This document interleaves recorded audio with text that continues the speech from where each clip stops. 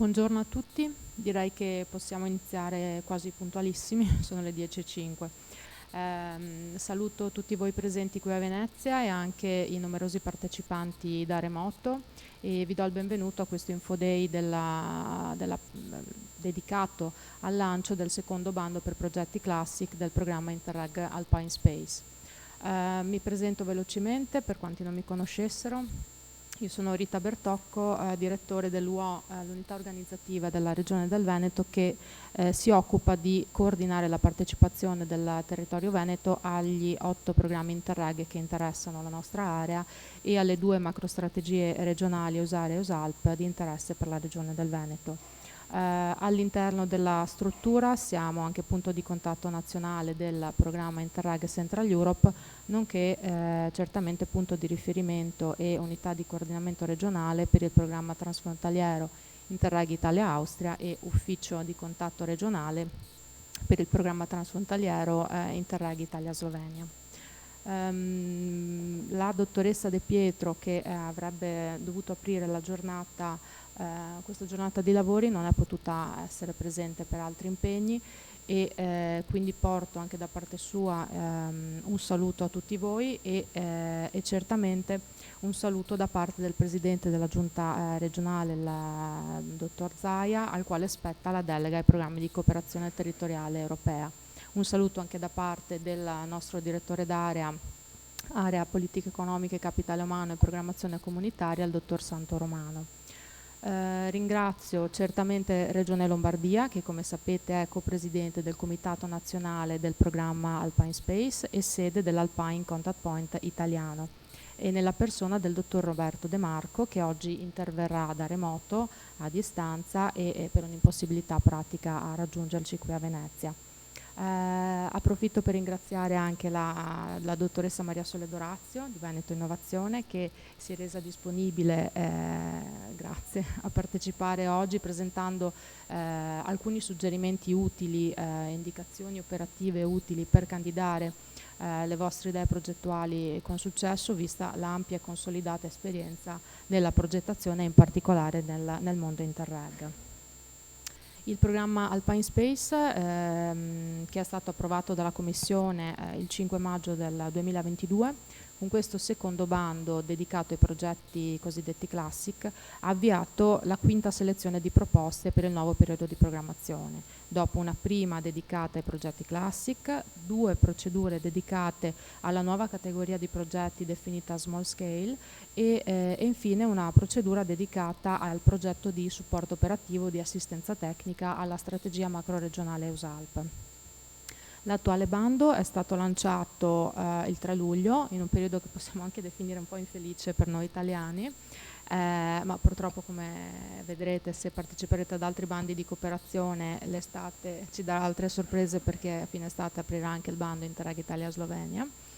E sono stati pubblicati appunto il 3 luglio i Terms of Reference e il bando resterà aperto fino al 13 ottobre, quindi un'apertura piuttosto lunga, che però purtroppo coincide con un periodo notoriamente di ferie per noi italiani.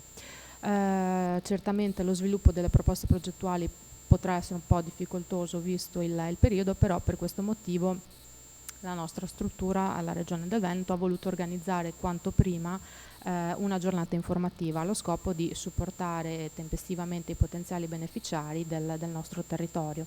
In realtà oggi sono collegati, grazie appunto alla possibilità di avere anche un collegamento in streaming, anche i potenziali beneficiari di altre regioni, a cui certamente diamo il benvenuto, e l'invito è sempre quello di rivolgersi poi al proprio referente regionale o principalmente certamente all'Alpine Contact Point presso Regione Lombardia.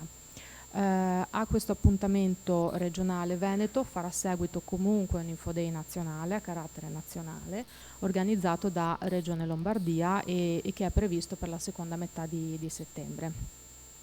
A seguito dei primi 4 bandi che vi ho indicato, il programma ha già approvato 22 progetti, 14 della categoria Classic, quindi del tutto simili a quelli che sono stati approvati nella scorsa programmazione, e 7 invece fanno parte della nuova categoria Small Scale. Sono progetti di dimensioni ridotte in termini di durata, budget complessivo, numerosità dei partner e sono destinati ad attività prevalentemente di capitalizzazione o di indagine di ambiti particolarmente innovativi.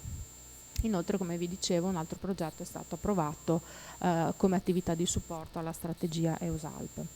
A livello di budget, questi progetti hanno assorbito circa il 30% del budget a disposizione del programma, parlo di budget FESRA, e quindi complessivamente pari a 107 milioni di euro. Con questa intensa attività il programma ha voluto dare una tempestiva risposta alle difficoltà dei territori dell'area ammissibile, che certamente, come sappiamo, stanno confrontandosi con dei trend piuttosto gravi, quali gli impatti dei cambiamenti climatici, le dinamiche negative in termini di demografia, la marginalizzazione delle aree montane, e a questi si sono aggiunti certamente altri effetti negativi, come le conseguenze economiche e sociali della crisi sanitaria legata alla pandemia e la crisi energetica come conseguenza del conflitto in Ucraina. Sono dinamiche di vasta portata che richiedono interventi coordinati anche tra fondi e programmi e la condivisione di conoscenze e strumenti in un'ottica, come sappiamo bene, di crescita sostenibile, di miglioramento del benessere e di tutela del patrimonio ambientale. Il Veneto, come si è posizionato in questa partenza di programma? Partecipa a 6 dei progetti finora finanziati, in 3 di questi ha un ruolo di capofila e si è garantito complessivamente risorse FESR pari a circa 1,40 milioni di euro, per un finanziamento totale di quasi 2 milioni di euro tra fondo FESR e risorse del fondo di rotazione nazionale, che, come sapete, nella nuova programmazione è una risorsa accessibile non solo dai partner pubblici ma anche dai partner aventi natura giuridica privata, a dimostrazione dell'investimento che viene fatto nella cooperazione anche a livello nazionale. Le tematiche che i progetti con partner della Regione Veneto e del Veneto sono affrontate spaziano tra le diverse priorità del programma, che poi vedremo nel dettaglio, e comprendendo l'adattamento ai cambiamenti climatici nella gestione delle foreste, la preservazione delle zone umide, la pianificazione della connettività ecologica, l'applicazione dell'economia circolare in ambito produttivo e il riutilizzo di biomasse per la produzione di energia. L'avanzamento dell'attività di programma consente già di svolgere alcune prime analisi e di riflettere su possibili aggiustamenti. In particolare è in corso un processo di revisione che porterà a definire con maggior dettaglio quali siano le aspettative nei confronti dei progetti small scale, che sono stati un esperimento del programma e che abbiamo visto suscitare poi qualche dubbio negli applicant, ma nel programma stesso, che vista la scarsa numerosità di progetti approvati ha deciso di ristrutturare questo nuovo approccio alla progettazione e quindi c'è un percorso di revisione, è previsto un approfondimento relativamente anche all'interazione con la strategia macro-regionale USALP, che, come sapete, è quel tavolo di confronto strategico, tecnico e politico internazionale che è volto a definire le linee di intervento condivise e convergenti per dare una risposta a problematiche e opportunità che sono comuni a tutte le regioni dell'area alpina. Anche la Regione del Veneto e in particolare la nostra struttura è coinvolta in questo processo attraverso la partecipazione al Comitato Nazionale di Programma. Nella strategia macro-regionale il Veneto riveste un ruolo assolutamente attivo, partecipando con dei suoi referenti, rappresentanti a gran parte dei tavoli tecnici tematici e naturalmente anche al tavolo di coordinamento nazionale con i ministeri competenti di riferimento e le altre regioni e province dell'area alpina. Il processo di revisione si sta occupando anche della descrizione delle priorità e delle possibili attività progettuali.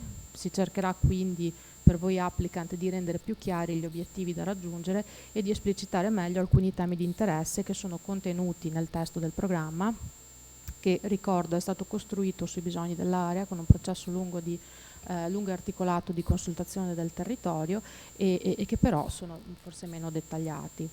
In questa attività di analisi della prima fase di attuazione del programma è emerso che alcune delle tematiche proposte, seppur rilevanti per l'area, non hanno finora avuto un riscontro concreto in un adeguato numero di progetti di qualità.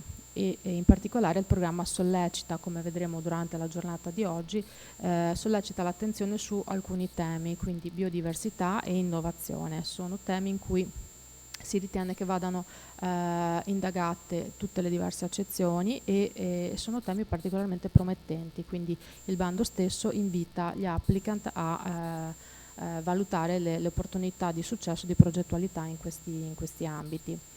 Il programma Alpine Space, seguendo le indicazioni dei regolamenti comunitari del nuovo ciclo di programmazione, ha anche cercato di portare alcune semplificazioni. Non solo Alpine Space, in realtà tutti i programmi Interreg hanno attraverso dei tavoli tecnici lavorato molto sulla semplificazione per rendere più accessibili queste opportunità di finanziamento e quindi alleggerire gli oneri di tipo amministrativo legati alla gestione finanziaria dei progetti e facilitare appunto la partecipazione dei territori. Alpine Space ha portato alcune di queste semplificazioni legate alle attività di definizione e implementazione dei progetti, sempre nell'ottica di ampliare la partecipazione, in particolare anche dei newcomer, quindi dei soggetti che non avessero familiarità e non avessero partecipato in precedenza ai progetti di cooperazione. Anche l'esperimento degli small scale è stato pensato proprio per avvicinare nuovi soggetti. Con questo obiettivo sono state ad esempio adottate nuove modalità di definizione dei budget progettuali e di validazione della spesa. Sono le cosiddette opzioni di costo semplificato che avrete già trovato anche in altri programmi ed è stata appunto introdotta questa nuova tipologia di piccoli progetti. Non mi dilungo oltre perché il seminario di oggi certamente vuole contribuire a questi obiettivi cercando di diffondere le informazioni necessarie per la partecipazione al bando e anche offrendo ai potenziali beneficiari veneti e non solo un momento di incontro con le strutture che a livello regionale e nazionale accompagnano i lavori del programma. Io approfitto per ringraziare il collega, il dottor Alvise Rossi, che è referente regionale all'interno della struttura per il programma Alpine Space e per la strategia macro regionale EUSALP. Grazie Alvise, quindi tutti i partecipanti del territorio veneto possono certamente fare riferimento a lui e prima di passare la parola ai relatori possiamo vedere un video di presentazione della giornata del programma. Grazie.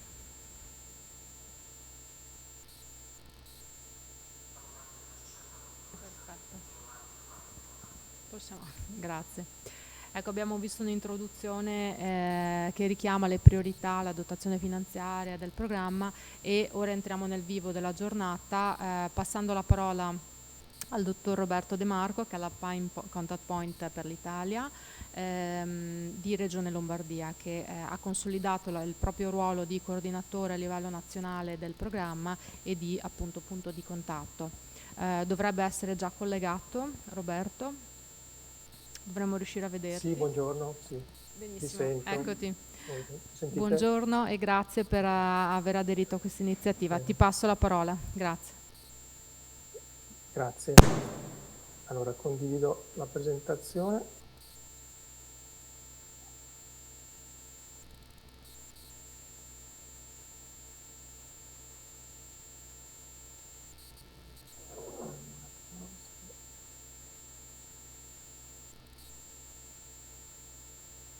Adesso non riesco a vederle, scusate.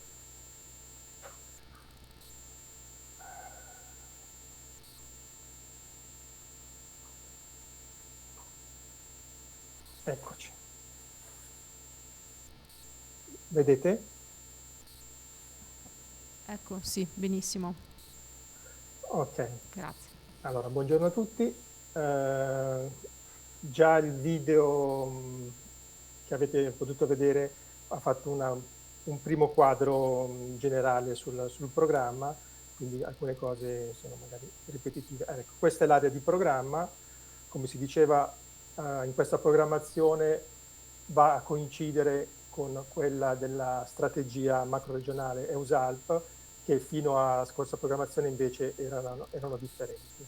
quindi si è sviluppato più verso nord prendendo vari lender tedeschi e quindi coincide perfettamente ormai con la strategia macro-regionale.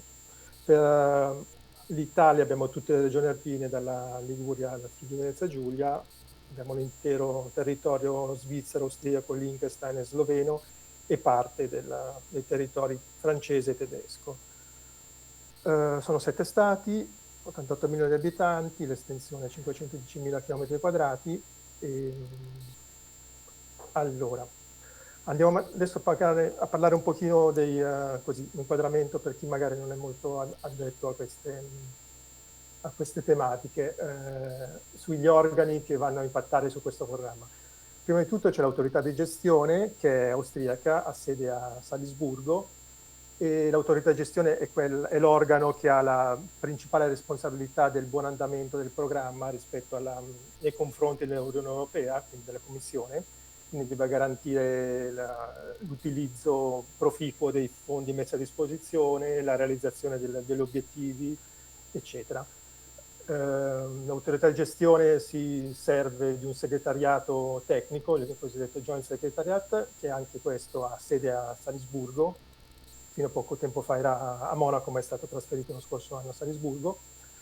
C'è poi una rete di contact point di livello nazionale che io sono per l'Italia, sono io, Regione Lombardia, e ogni Stato ha il suo contact point. La figura contact point ha un duplice ruolo. Prima di tutto è il riferimento a livello nazionale per chi vuole, tutti, diciamo, sia i candidati che poi i successivi beneficiari di progetto si rapportano col contact point appunto per le questioni quotidiane di implementazione del progetto, qualsiasi tipo di problematico, di informazione. E inoltre ha un ruolo, diciamo, di collegamento rispetto agli organi del programma, quindi noi lavoriamo in stretto contatto con il segretariato congiunto, facciamo frequenti riunioni di tutti i tipi, ecco, diciamo così.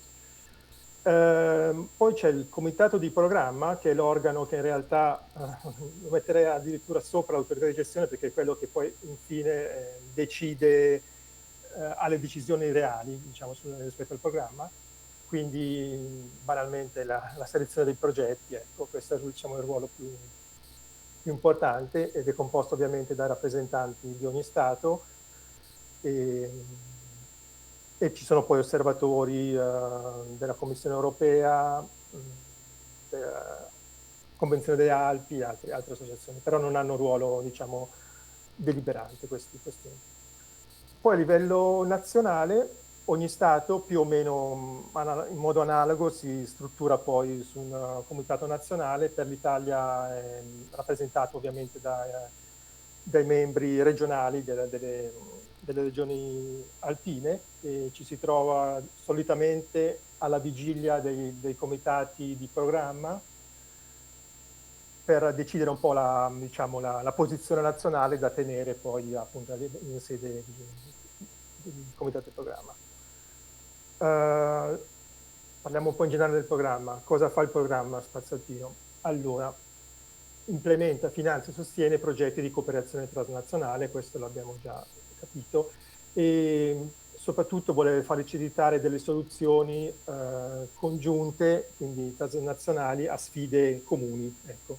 Quindi non è un programma che faccia infrastrutture, non è un programma che faccia, diciamo, risolva, diciamo, come dire, come un Horizon o come un Life, che abbia appunto tematiche specifiche e operative proprio di implementazione proprio di soluzioni di questo tipo. Più che altro si tende a trovare soluzioni pilota, dei libri bianchi, del best practice, eccetera, cioè di implementare appunto delle attività e delle soluzioni che vadano poi a impattare su tutto diciamo, l'area di programma rispetto a problemi analoghi, problemi, diciamo, che sono un po' presenti su tutta l'arco alpino. Promuove il dibattito ovviamente sulle strategie, e l'ho già detto, quindi possiamo passare avanti. Ecco, il budget abbiamo visto di 107 milioni di euro circa di FESR, considerato poi che il cofinanziamento FES appunto il 75%, si arriva con diciamo, i cofinanziamenti di livello nazionale a 143 milioni. Come diceva già la dottoressa Rita Bertocco, a livello nazionale abbiamo il cosiddetto fondo di rotazione che va a coprire questo 25% mancante, ed è un fondo appunto governativo nazionale ed è disponibile per tutti i beneficiari italiani dei progetti di Alpan Space, come anche di altri Interreg, e in questa programmazione va appunto a finanziare anche i soggetti privati, di status legale privati. La ripartizione del budget per priorità abbiamo sulla priorità 1, poi vedremo meglio diciamo, le varie priorità. La priorità 1 è sul cambiamento climatico e biodiversità, abbiamo la maggior parte del budget, perché è molto orientato verso diciamo, il green in questo programma, anche su indicazione della Commissione, devo dire, dei regolamenti diciamo, europei. Quindi ha quasi il 40% sulla priorità 1, abbiamo il 28% circa sulla priorità 2 che è sull'efficienza energetica e l'economia circolare prevalentemente. Sull'innovazione, priorità 3 abbiamo il 21% e il rimanente circa 10% va sulla governance, priorità 4. Questi sono gli obiettivi specifici rispetto alle priorità. Adesso però andiamo a vedere in modo più dettagliato. Allora, abbiamo visto che la priorità 1 è quella sulla regione alpina verde resiliente al clima, che si suddivide in due obiettivi specifici. Il primo promuove l'adattamento al cambiamento climatico, la prevenzione dei rischi e la resilienza alle catastrofi naturali. Quindi diciamo, come vediamo anche in questi giorni, quindi il cambiamento climatico è veramente impattante in modo reale e concreto sui nostri territori, ogni giorno lo capiamo in modo più chiaro, ecco. E quindi si vuole andare un po' per quanto possibile, andare a fare resilienza rispetto a questi impatti oppure fare prevenzione dei rischi, ecco. Potrei farvi degli esempi perché poi nel manuale, anzi non nel manuale, nell'Interreg Program, proprio nel programma, abbiamo delle azioni, tipo di azioni indicative, quindi su questa priorità, su questo obiettivo specifico del cambiamento climatico e del rischio, si vanno a sviluppare soluzioni e azioni pilota che per diciamo, rafforzare la preparazione e la capacità adattiva delle società alpine, dell'economia e della natura per affrontare gli impatti del cambiamento climatico e stabilire servizi climatici resilienti nella regione alpina. Quindi abbiamo adattamenti di tipo economico, aspetti sulla salute, servizi ecosistemici che vadano a intercettare queste esigenze e poi vabbè, protezione del suolo e dell'acqua e aspetti finanziari. Oppure organizzare soluzioni e azioni pilota per diciamo, accorciare il gap dalla ricerca all'implementazione pratica e integrare nuove ricerche, i risultati di nuove ricerche nella pratica, cioè adattarle alla pratica su differenti livelli e su differenti tipi di territorio. Poi si va a supportare lo scambio informativo e il trasferimento della conoscenza a livello transnazionale, regionale e locale per adattare l'impatto del cambiamento climatico e per aumentare la consapevolezza a tutti i livelli, sia tra gli esperti che tra i decisori politici, ma anche a livello proprio di cittadini. Altri tipi di azione su questo obiettivo specifico potrebbero essere lo sviluppo di metodologie e di tool all'interno sempre di attività pilota che mirino a misurare e monitorare gli specifici impatti del cambiamento climatico a livello di litosfera, biosfera, idrosfera e criosfera. Oppure mettere in piedi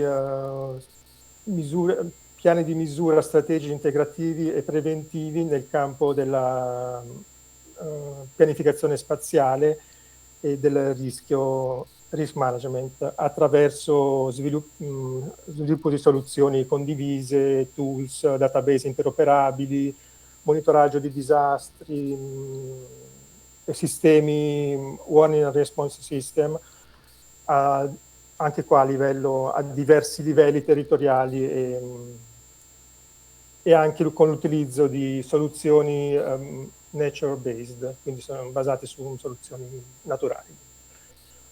Potrei andare avanti, ma vabbè, le trovate comunque tutti sull'Interreg program, queste attività, diciamo, questi tipi di azioni indicative. Andiamo all'altro obiettivo specifico della priorità 1, che riguarda le infrastrutture verdi e la biodiversità.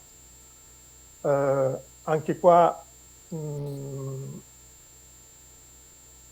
vediamo che la regione alpina è un hotspot di diversità veramente notevole, secondo solo al Mediterraneo a livello europeo, e quindi anche questo una problematica molto sentita. Qui potremmo avere delle azioni di tipo, per esempio, implementare progetti pilota e supportare le infrastrutture di network, le cosiddette 10G, cioè Multifunctional Green and Blue Infrastructure. Anche qui si possono utilizzare soluzioni, anzi sono richieste, se possibile, soluzioni nature-based e metodologie appunto di planning innovative che tengono in considerazione anche la biodiversità. Poi vediamo che, magari ne parla più avanti Alvise, in un progetto della prima call c'è proprio una Planning to Connect, che è un progetto che è stato finanziato, che è proprio in questa tematica. Poi potremmo avere, allora, servizi ecosistemici sulla biodiversità, lo sviluppo di soluzioni tailor-made, cioè fatte su misura per le diverse necessità territoriali, sia a livello urbano che rurale che periurbano, e il loro, diciamo, interconnessione tra questi tipi di territori, prendendo in considerazione anche gli impatti sociali, culturali ed economici sui sistemi, in questi sistemi, insomma. Ad esempio potrebbero essere, riguardo le tematiche relative alla salute, che abbiamo visto anche con il Covid quanto è impattante, quanto siano importanti, ci siamo resi conto, oppure i cosiddetti approach, One Health approach. E poi, vabbè, tutte quelle azioni che vanno anche alla riduzione della pollution, dell'inquinamento e la valutazione. Poi si possono sviluppare soluzioni transnazionali per azioni pilota per l'uso del suolo, quindi un sostenibile uso del suolo, sviluppi di insediamenti climate friendly, protezione, abbiamo detto, del suolo e valorizzazione dell'eredità culturale e naturale dei nostri territori, e combattere contro la riduzione e anche sulla frammentazione dei biotopi e supporto alla connettività ecosistemica. Anche qui poi poi bisogna andare poi nel dettaglio, ma non è questo il momento. Ci sono anche altri tipi di azioni, ovviamente. Questi sono solo proprio degli esempi indicativi per farvi capire, insomma, su che tipo di progetti si vorrebbe andare. Priorità 2 riguarda l'energia. Anche questa è una tematica molto molto importante, soprattutto negli ultimi mesi, come abbiamo visto. Anche qui abbiamo due obiettivi specifici. Il primo riguarda l'efficienza, la promozione di misure, diciamo, di efficienza energetica. Vi faccio anche qui degli esempi di indicativi di azione possibili. Supportare soluzioni innovative e concreti, diciamo, action pilot, azioni pilota, che vadano a perseguire uno stile di vita orientato alla sufficienza e alla post-carbon, quindi lifestyle. E approcci anche qui cross-sectoral, quindi cross-settoriali per diversi tipi di territorio, per esempio nella pianificazione territoriale, nelle costruzioni, nel turismo, nella mobilità, nei trasporti, nel settore dell'energia ovviamente, e che prenda in considerazione nuove fonti di energia, per esempio le rinnovabili, idrogeno, bio, elettricità, mobilità elettrica, eccetera, questo tipo di, insomma, di problematiche. Un'altra tematica è aumentare la consapevolezza, la competenza dei decisori politici e degli stakeholder del settore, anche qui a diversi livelli, sia di politici che di territoriali.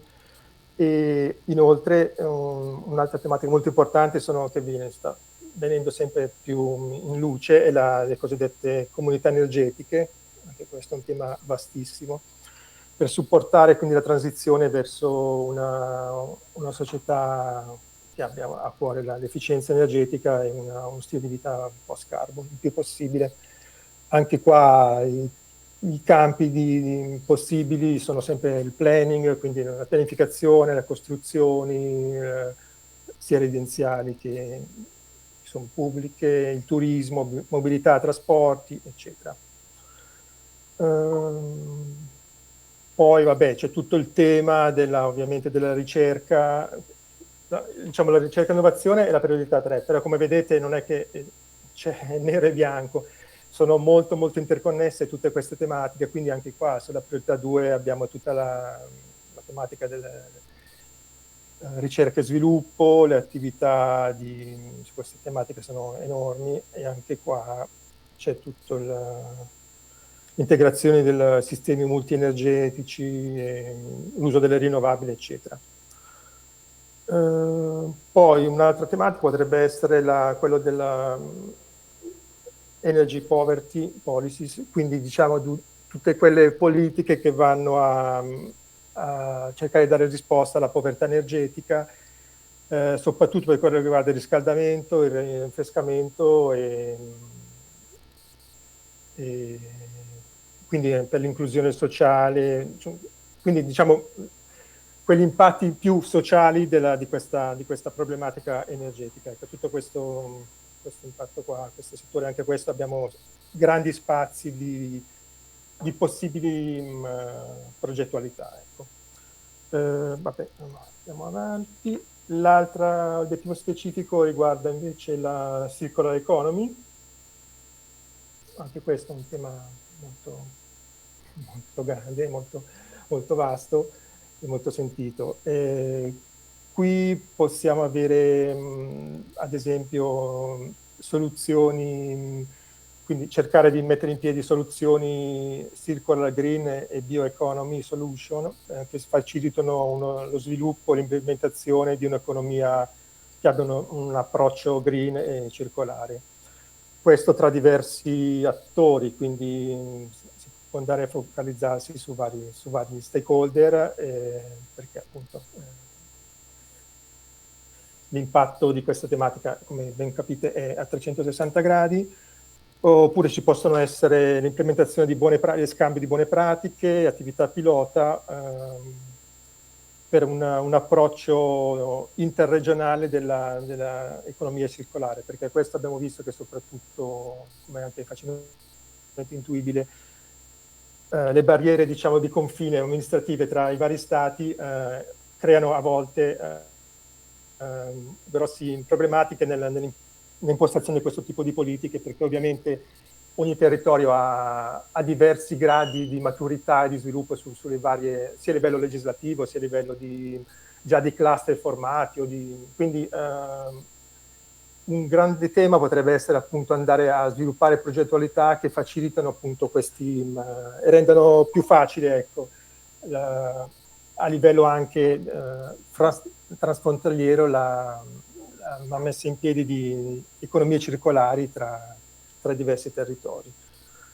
Poi si vuole andare a aumentare ovviamente le capacità, le competenze degli stakeholder e a tutti i livelli anche di policy maker, sì, decisori politici insomma, e anche del settore del business per cercare appunto di facilitare l'implementazione di una economia verso una transizione verso un'economia di tipo circolare il più possibile.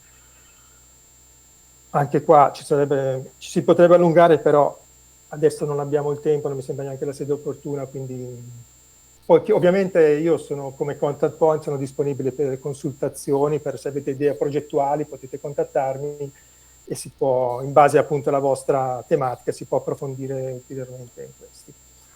La terza priorità, come dicevo, è l'innovazione. Anche qua abbiamo due obiettivi specifici. Il primo va più sulla ricerca e l'innovazione. E come ben capite, il tipo di ricerca che si fa qua è un tipo di ricerca perché a volte, soprattutto per quanto riguarda diciamo, partner come le università e i centri di ricerca, tendono a magari enfatizzare o così per loro forma mentis andare molto appunto sulla ricerca magari proprio accademica astratta, e quindi devo sempre cercare di far rientrare diciamo in un discorso più come dire, Spasso Alpino appunto non finanzia ricerca, pura ricerca, perché si va su altri tipi di programmi. Sono tutte ricerche che devono avere comunque, se non un impatto immediato, comunque prima di tutto intercettare delle risorse reali e più possibile transnazionali, quindi a livello di tutto l'arco alpino. E poi si devono andare a implementare appunto soluzioni o quantomeno iniziare a immaginare qualche tipo di soluzione a queste esigenze. Quindi diciamo che è una ricerca di tipo applicativo, anche se non si arriva appunto a implementare nulla di infrastrutture o di cose del genere. Qui potremmo avere sviluppo o test di soluzioni condivise e azioni a supporto dell'innovazione e appunto, di tecnologie avanzate. Queste attività dovrebbero coinvolgere attori anche a livello di policy, quindi politico, e avere un carattere aperto e inclusivo, ovviamente, e soprattutto in queste aree. Quindi shaping, dunque ecosistemi innovativi e costruzioni rispetto al cultural heritage delle nostre aree, dei nostri territori, supporto e sviluppo di catene di valore innovativi.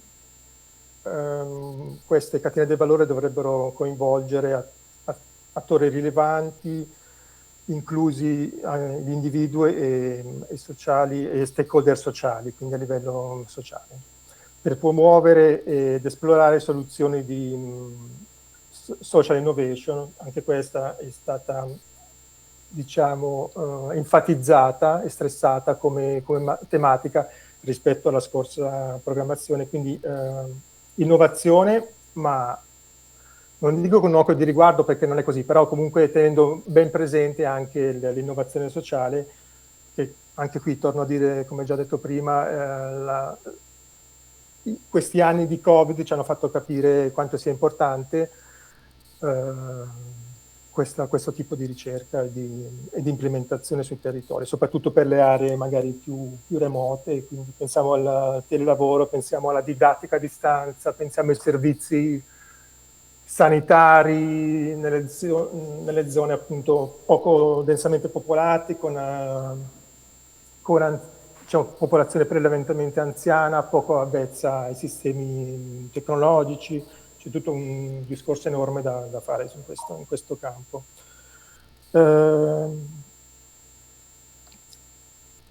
Beh, dai, possiamo anche fermarci qua per non farla troppo lunga. La seconda priorità diciamo, i secondi obiettivi specifici della priorità 3 riguarda la digitalizzazione. Anche qua si devono andare a cercare progetti pilota, attività e soluzioni congiunte per rendere il più possibile benefici di tipo digitale in diversi campi, sia a livello sociale che a livello di sostenibilità ambientale. Per esempio, possiamo anche, ho già fatto l'esempio prima, soluzioni SGI, quindi diciamo servizi di interesse generale sulla salute, e-health, smart health, e-government e anche telemedicina, ad esempio. Supportare l'e-learning e nuove strutture di lavoro per rendere appunto anche più attrattive le aree remote a diversi gruppi sociali e cercare per quanto possibile di fare in alcune zone, si è già fatto qualche azione pilota anche nella scorsa programmazione, per cercare di attirare a magari anche gente, soprattutto giovane, che magari si è spostata già da qualche generazione verso zone più, verso città, fondovalle, cercare di, per quanto possibile, riattrarre persone verso le zone montane. Soprattutto qua, ovviamente, poi vedremo il tipo di partner possibili, si va a impattare sulle piccole e medie imprese per quanto riguarda il settore privato. Poi sì, poi abbiamo anche tutto il tema della privacy, della protezione dei dati, cyber security, anche questa è una tematica che si può sviluppare. Vabbè, sviluppo di sistemi di monitoraggio e data collection.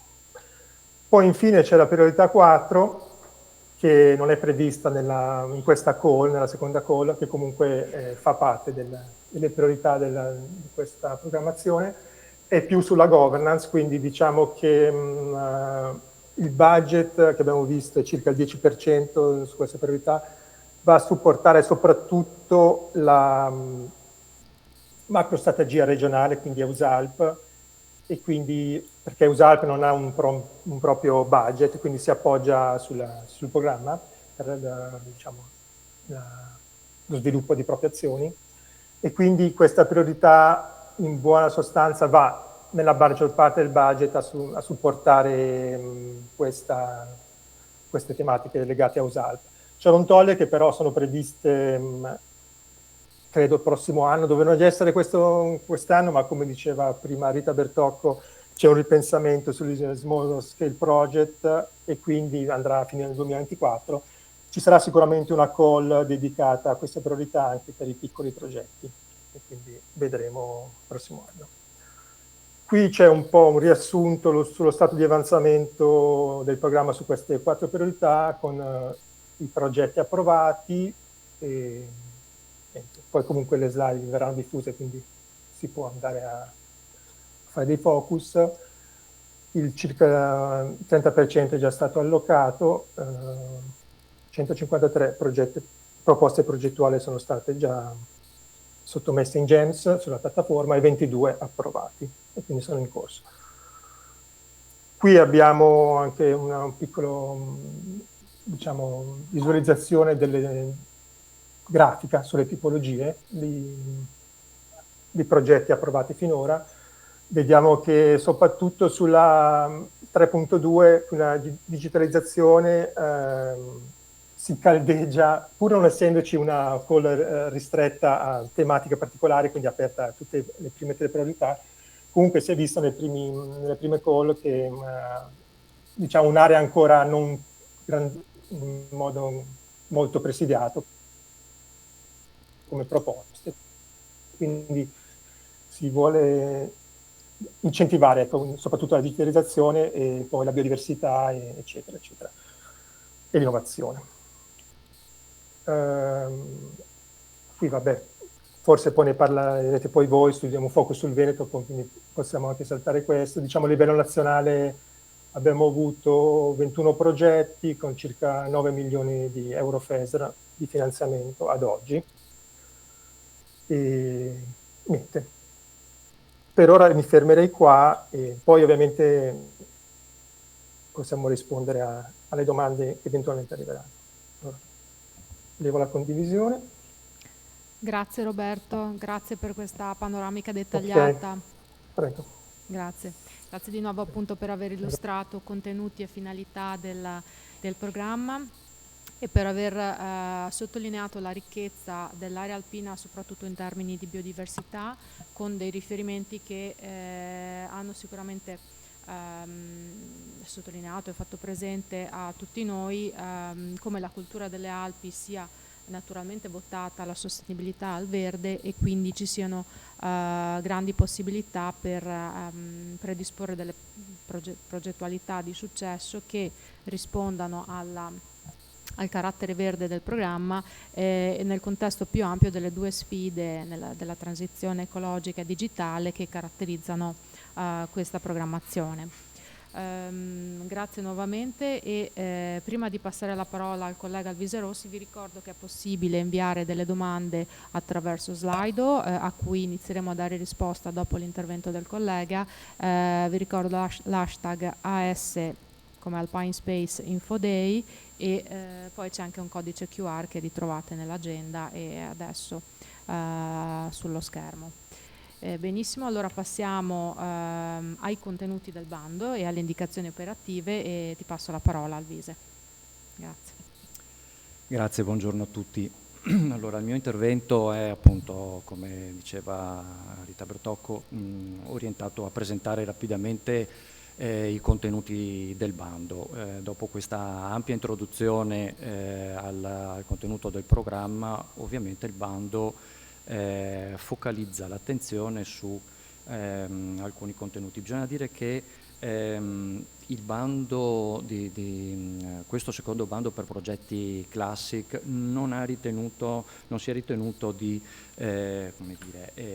restringere la possibilità di presentazione di proposte specifiche. Come vedremo fra un attimo ci sono sicuramente, è già stato anticipato, ci sono sicuramente delle aree tematiche maggiormente coperte, altre lo sono meno, ma per il momento il programma ha ritenuto opportuno procedere aprendo tutte le priorità, lasciando libertà di presentazione di ogni tipo di proposta progettuale. Ecco, molto sinteticamente le priorità tematiche sulle quali è possibile candidarsi sono sostanzialmente tutte le priorità tecniche. La quarta abbiamo visto che è destinata a progetti di governance, non è dedicata a progetti cosiddetti classic, che sono i progetti che chi di voi ha già avuto esperienza di partecipare a programmi spazio alpino sono quelli che tipicamente sono stati che hanno caratterizzato la passata programmazione, le passate programmazioni del programma. Le risorse messe a bando sono pari a 26 milioni di euro di FESR, quindi sostanzialmente raddoppiano quello che è già stato messo a bando fino ad ora ed assegnato fino ad ora.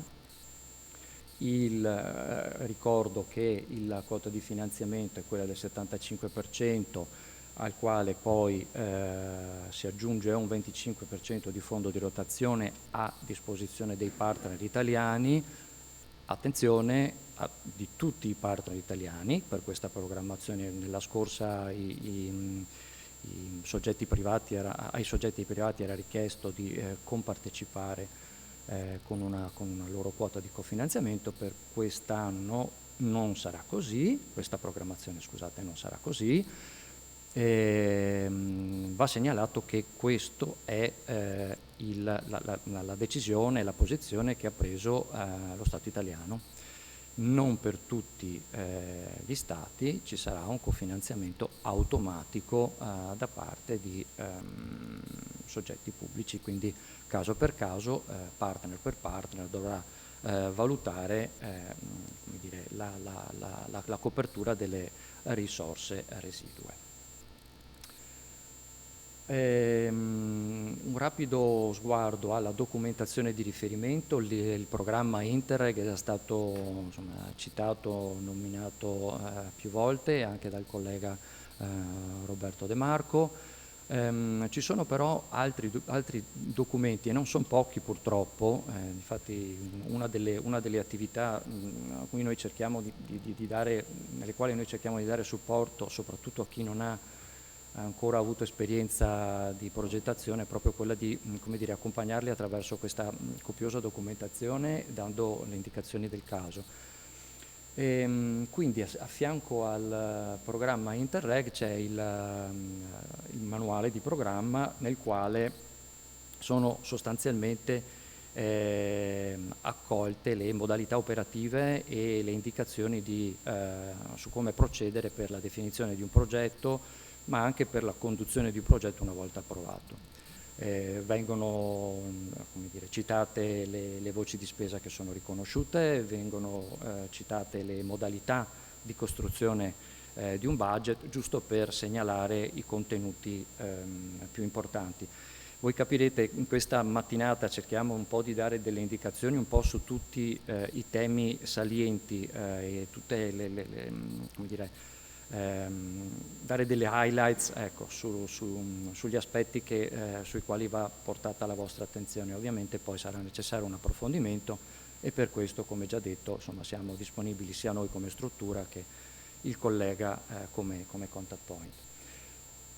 Oltre a questo, ovviamente, c'è il documento appunto a cui stiamo facendo riferimento oggi, Terms of Reference, che un po' riepilogano quelli che sono gli obiettivi del programma, le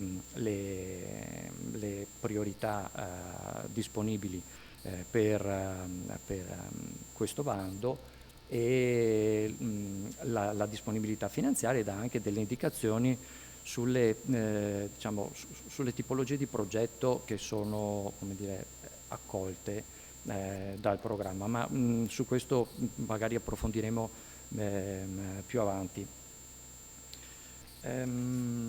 Ecco, come avete visto dalla dettagliata introduzione dell'ACP, le priorità sono 3, però avrete sicuramente potuto far caso al fatto che in alcune situazioni, anzi in più di qualcuna di queste situazioni, ci possono essere dei margini di sovrapposizione. I temi trattati dalle diverse priorità alle volte sono interconnessi. C'è sicuramente dal punto di vista del programma un'attenzione, un focus sicuramente molto importante sulla transizione verde, e questa è figlia delle strategie che sono state approvate a livello europeo, e quindi questo ha orientato sia la definizione del programma, e quindi a cascata anche orienterà la definizione dei progetti. Quindi a seguire questa indicazione di massima, anche le priorità, come dire, riportano un'attenzione nei diversi temi a questo aspetto. Il fatto che appunto ci siano dei temi interconnessi può portare anche al fatto che alcune proposte che possono venire in mente, insomma, come candidate al bando, possano accogliere alcuni aspetti di una priorità, alcuni di altra. Quindi il consiglio che diamo è quello di dare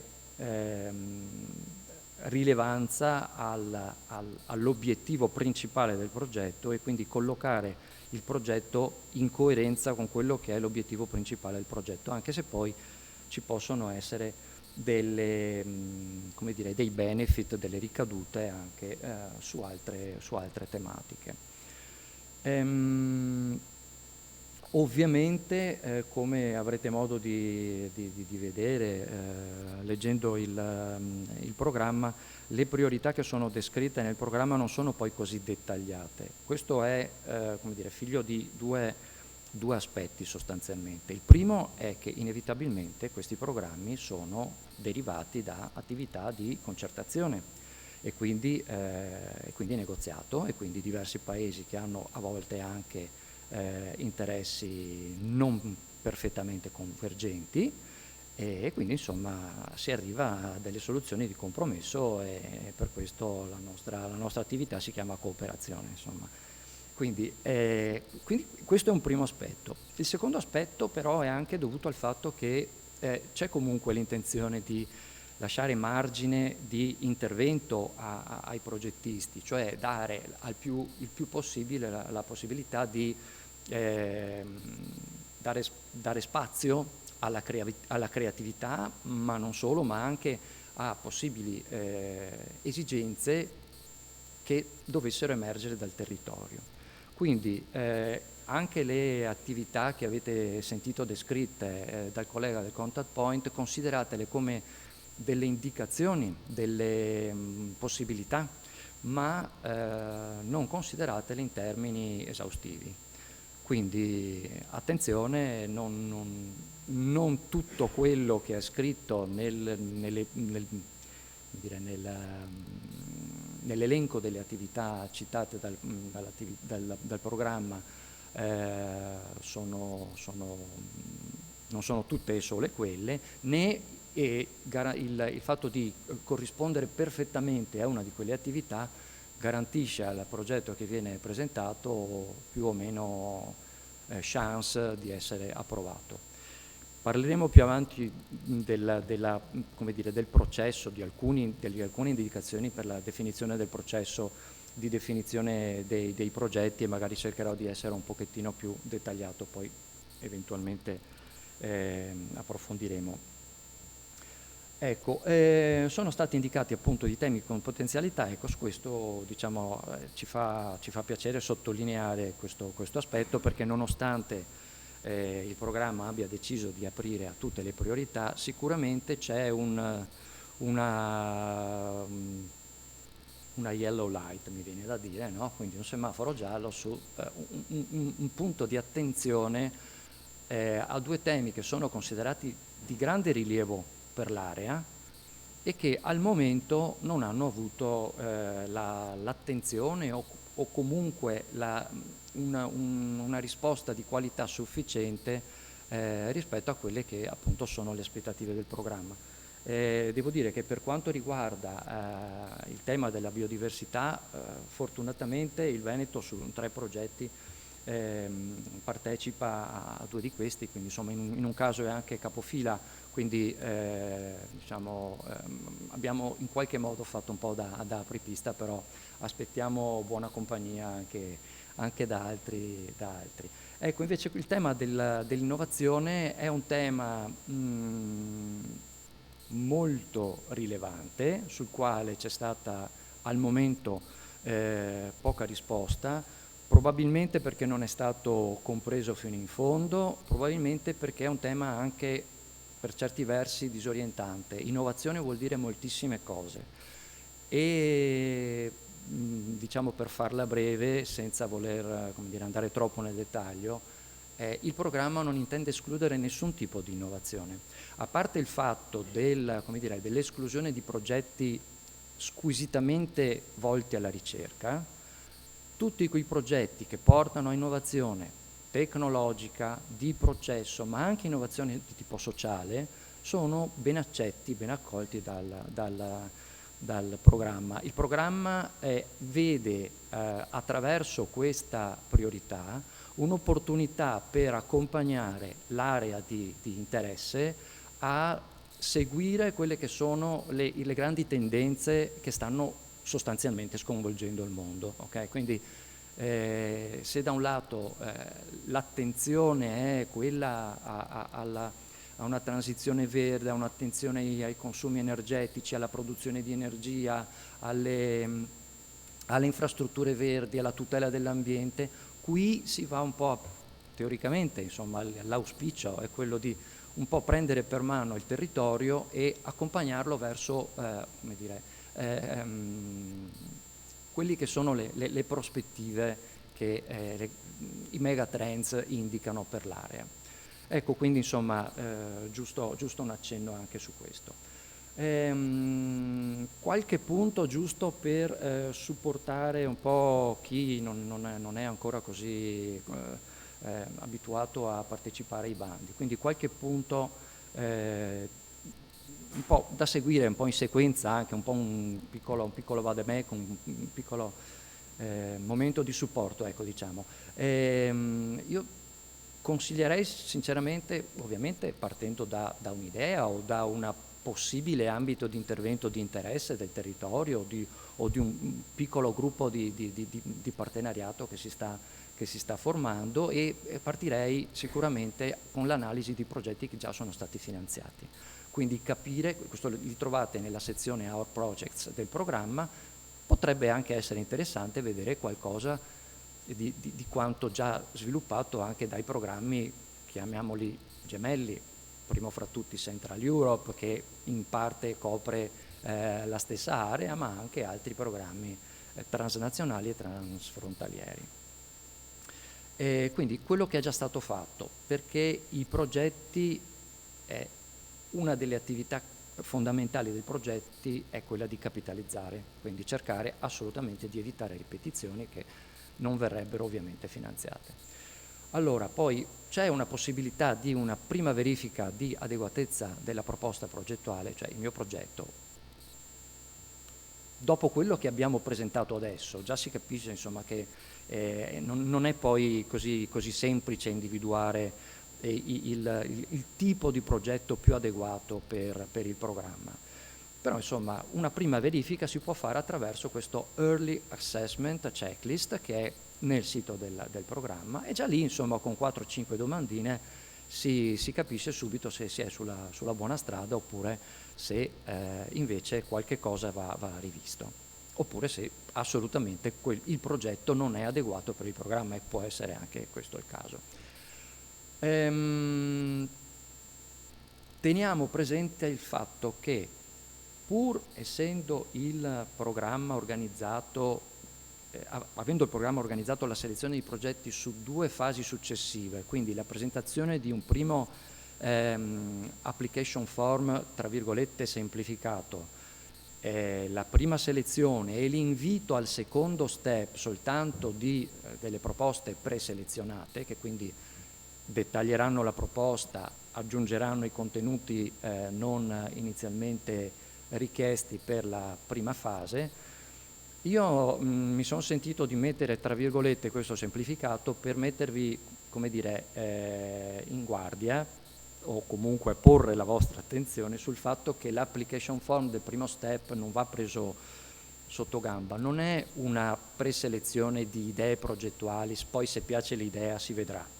È un application form molto dettagliato, nel quale bisogna avere le idee già molto chiare, anche in termini di partenariato, di sequenza logica di quello che intende conseguire il progetto e con che strumenti e con che processi intende perseguirli. Quindi quel semplificato, tra virgolette, ha un significato ben preciso.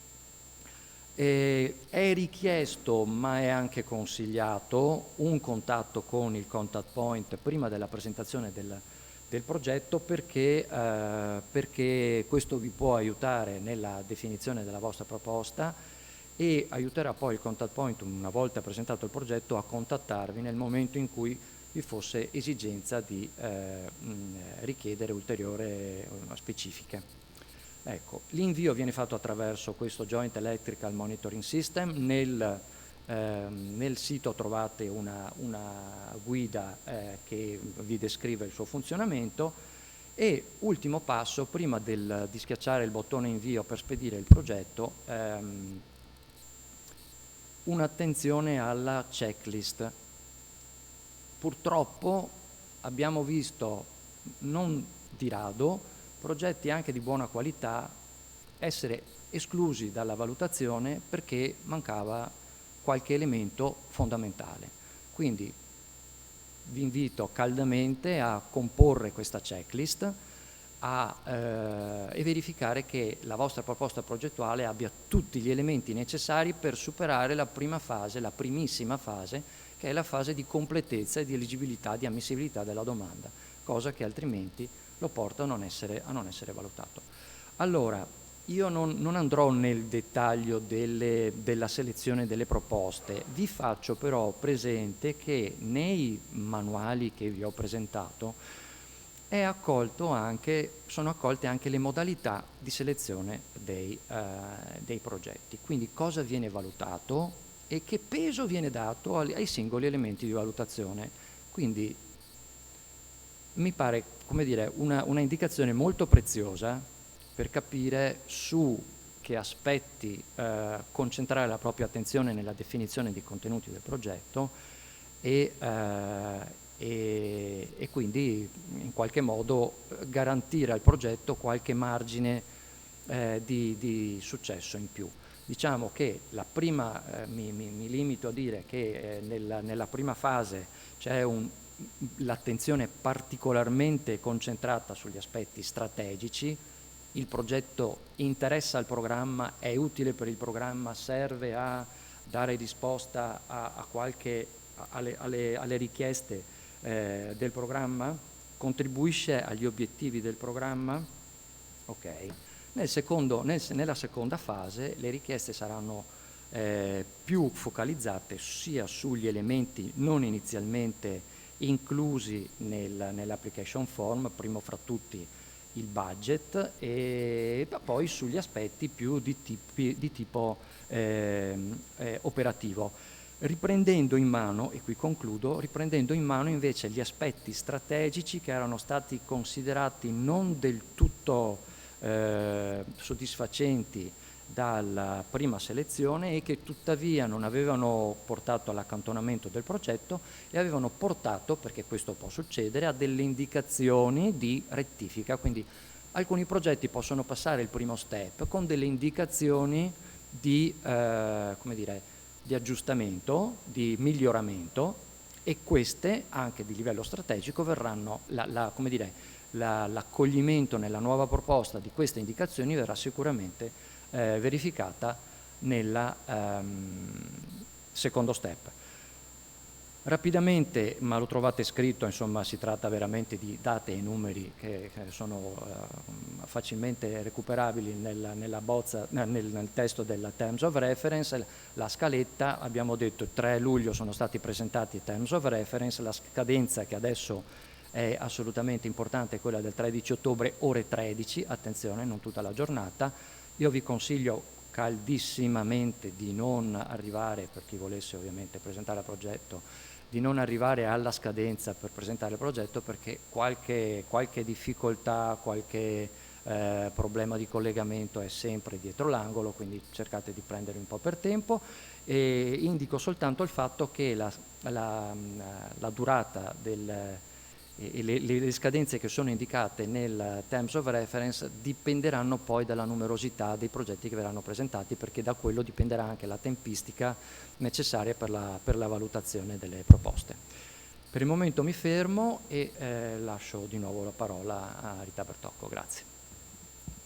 Grazie molte Alvise per questa panoramica e questa serie di indicazioni utili per rispondere correttamente al bando. Mi allineo a quanto dicevi, all'importanza di verificare la correttezza formale del progetto, perché purtroppo, pur avendo notevolmente semplificato le modalità di invio dei progetti con l'utilizzo di piattaforme elettroniche, purtroppo ancora molti progetti vengono bocciati alla prima fase di valutazione proprio per la mancanza di completezza formale, e GEMS e le piattaforme adottate da programmi che non hanno adottato GEMS ha dei messaggi di errore, ma in ogni caso è fondamentale che facciate uso di queste checklist e verificate la completezza del progetto rispetto ai requisiti previsti dal bando. E prima di passare la parola di nuovo al collega De Marco, possiamo dare spazio un po' alle vostre domande. Se i presenti in sala hanno dei dubbi e vogliono approfittare di questo momento di confronto per porre delle domande, tranquillamente potete alzare la mano, abbiamo dei microfoni senza filo, è sufficiente introdurvi, quindi indicare l'ente di appartenenza, e per chi invece è collegato da remoto resta la possibilità di inviare domande via Slido. Abbiamo già raccolto in realtà un bel po' di domande, quindi se può essere d'aiuto anche per i presenti possiamo provare a rispondere a qualche domanda di Slido. Vedo qualche cenno di, di sostegno per la proposta. Allora io approfitterei per fare un collegamento con il PC in modo tale da poter visualizzare per tutti le domande. Datemi solo un paio di secondi.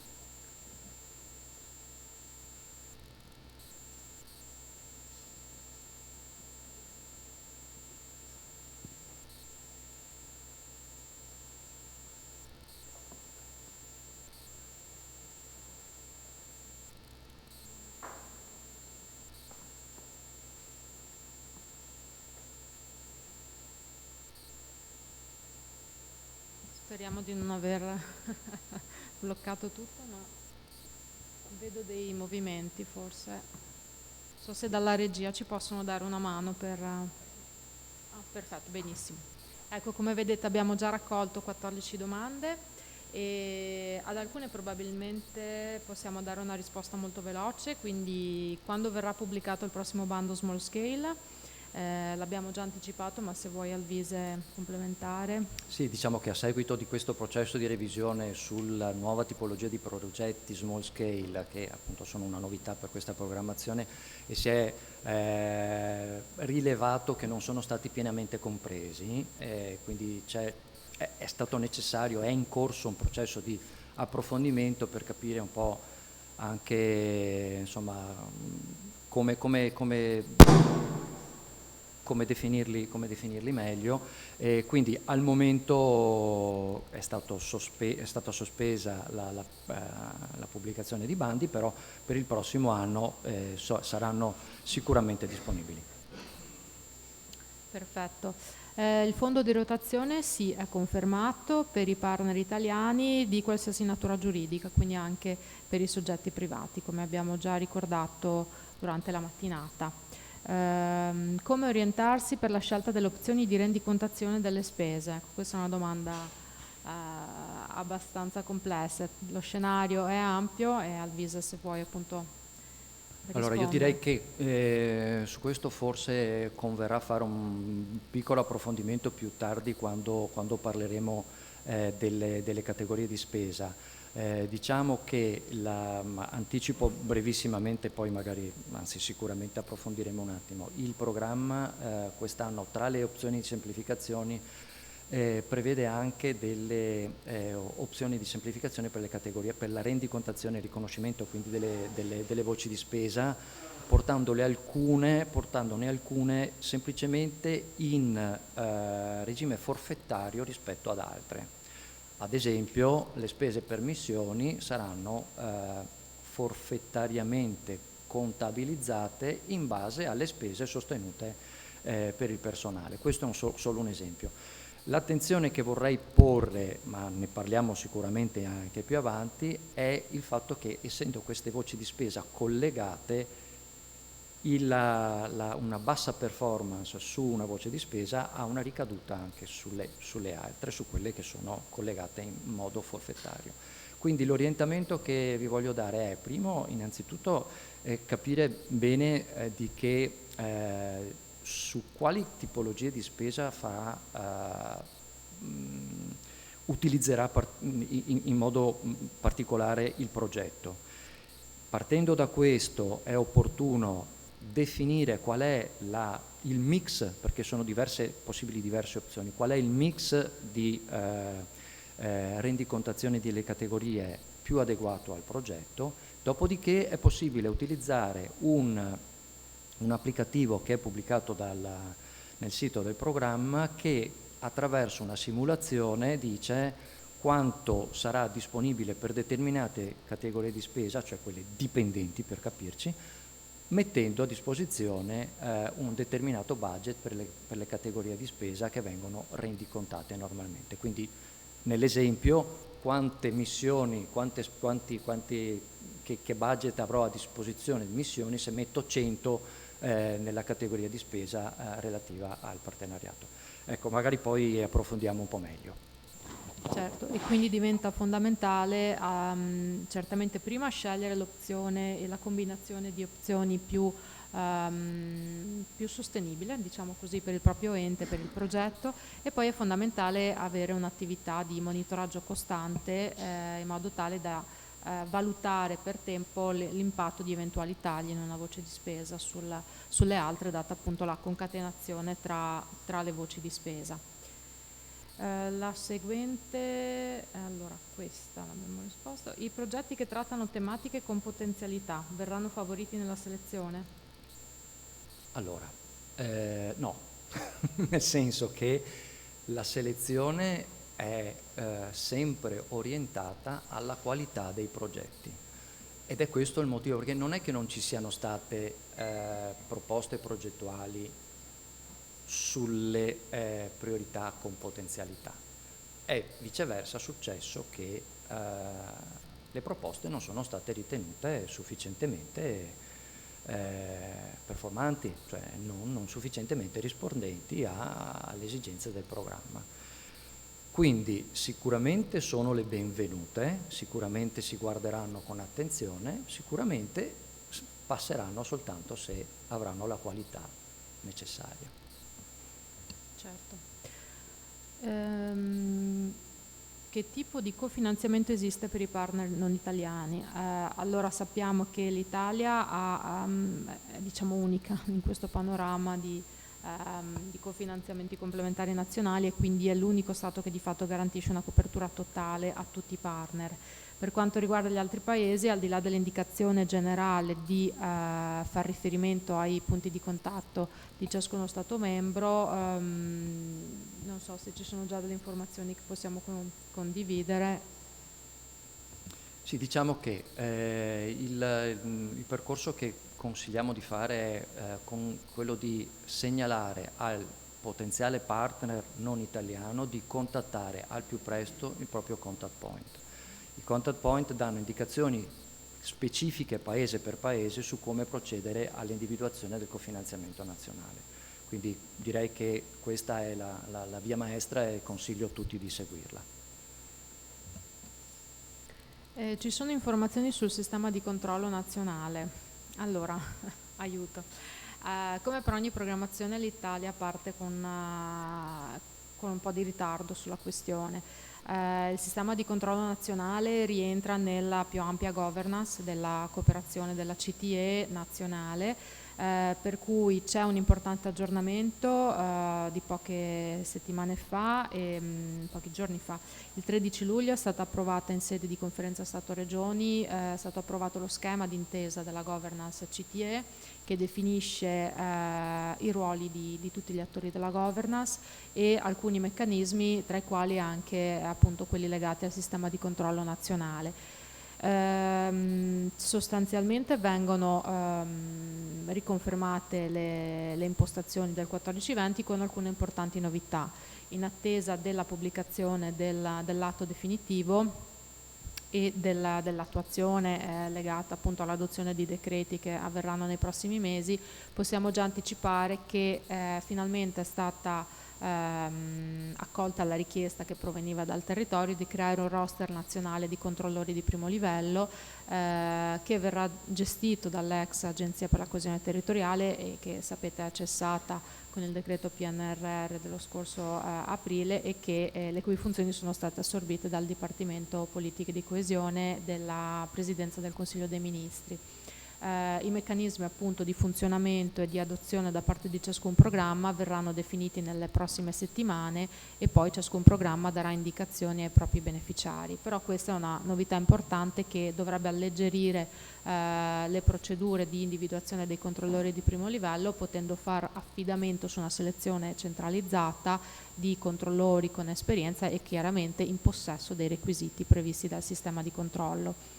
Ecco, questa è un'importante novità, però al momento non ci sono molte altre informazioni da condividere. Nelle prossime settimane ci aspettiamo in ogni caso di avere delle informazioni dal livello centrale da poter mettere a disposizione dei beneficiari. Al momento i progetti approvati, i partner dei progetti approvati possono contare sulla commissione mista che rimane in attività e che ha messo a disposizione i moduli per la convalida dei controllori e sta procedendo a convalidare i controllori sulla base del precedente sistema di controllo nazionale.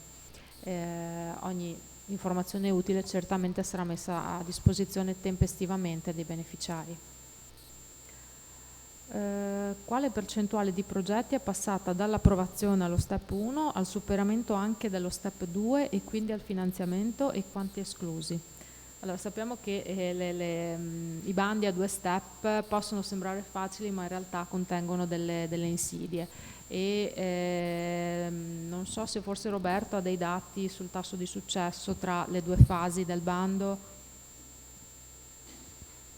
Roberto, non so se sei in possesso di queste informazioni, che sicuramente... Prego. Allora, per questa programmazione è stato fatto un solo bando di classici e 2 small.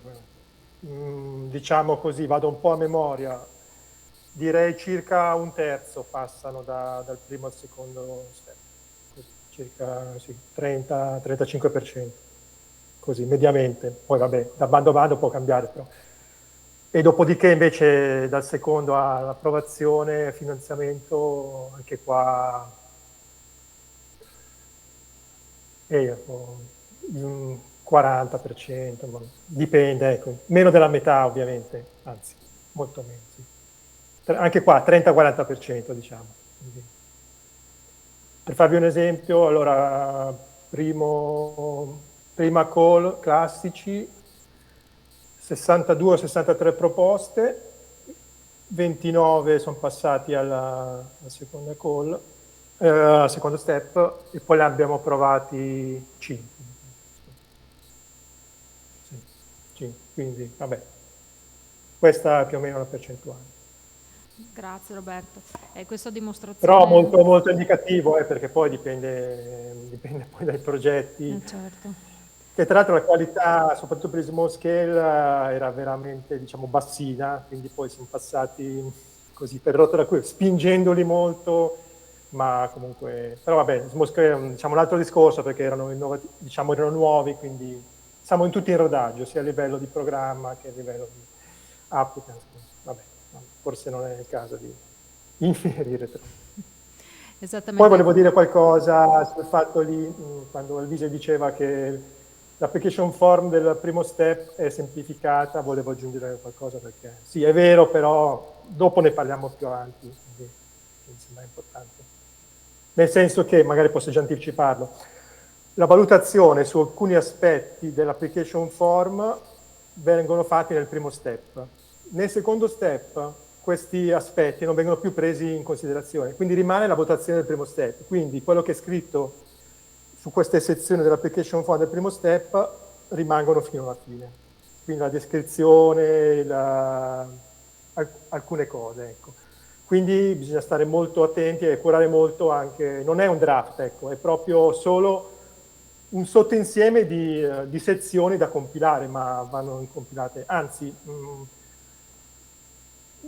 l'impatto dell'Office.js che farà poi la valutazione, il primo impatto, lo dicono sempre anche noi nei briefing che facciamo tra di noi, di stressare questa idea che è importante, cioè dedicare molto tempo a come si scrive proprio la prima pagina, ma proprio a livello anche di grammaticale, di comunicazione, perché ha un impatto veramente importante. Cioè la prima impressione è quella che conta, cioè, detto in parole. Quindi curare molto, perché magari ci si perde in tecnicismi, così, però si perde un po' di vista che chi hai davanti non è un esperto di quella materia, però devi comunque cercare di colpirlo e di spiegargli bene in parole magari anche semplici, però perché dovrebbero scegliere il tuo progetto, ecco, vabbè, comunque questo ne parliamo dopo, adesso non volevo prendere tempo.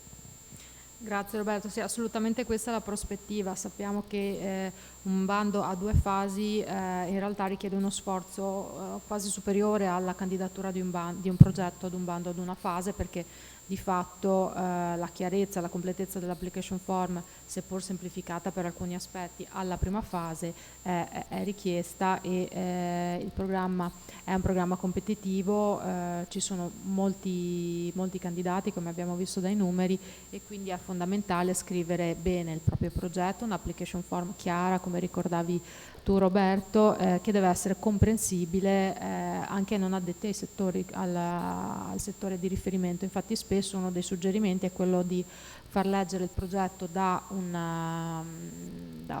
chi non è un esperto della materia per capire se è sufficientemente chiaro e sono chiari gli obiettivi e le attività che si vogliono portare avanti. Abbiamo altre 9 domande, io le leggerei così poi, almeno parte di queste, così poi possiamo passare agli elementi per la presentazione delle candidature. Ci sono vincoli di stabilità finanziaria da rispettare. Non so se ti è chiara Alvise la domanda, sì, o passiamo la parola di nuovo a Roberto.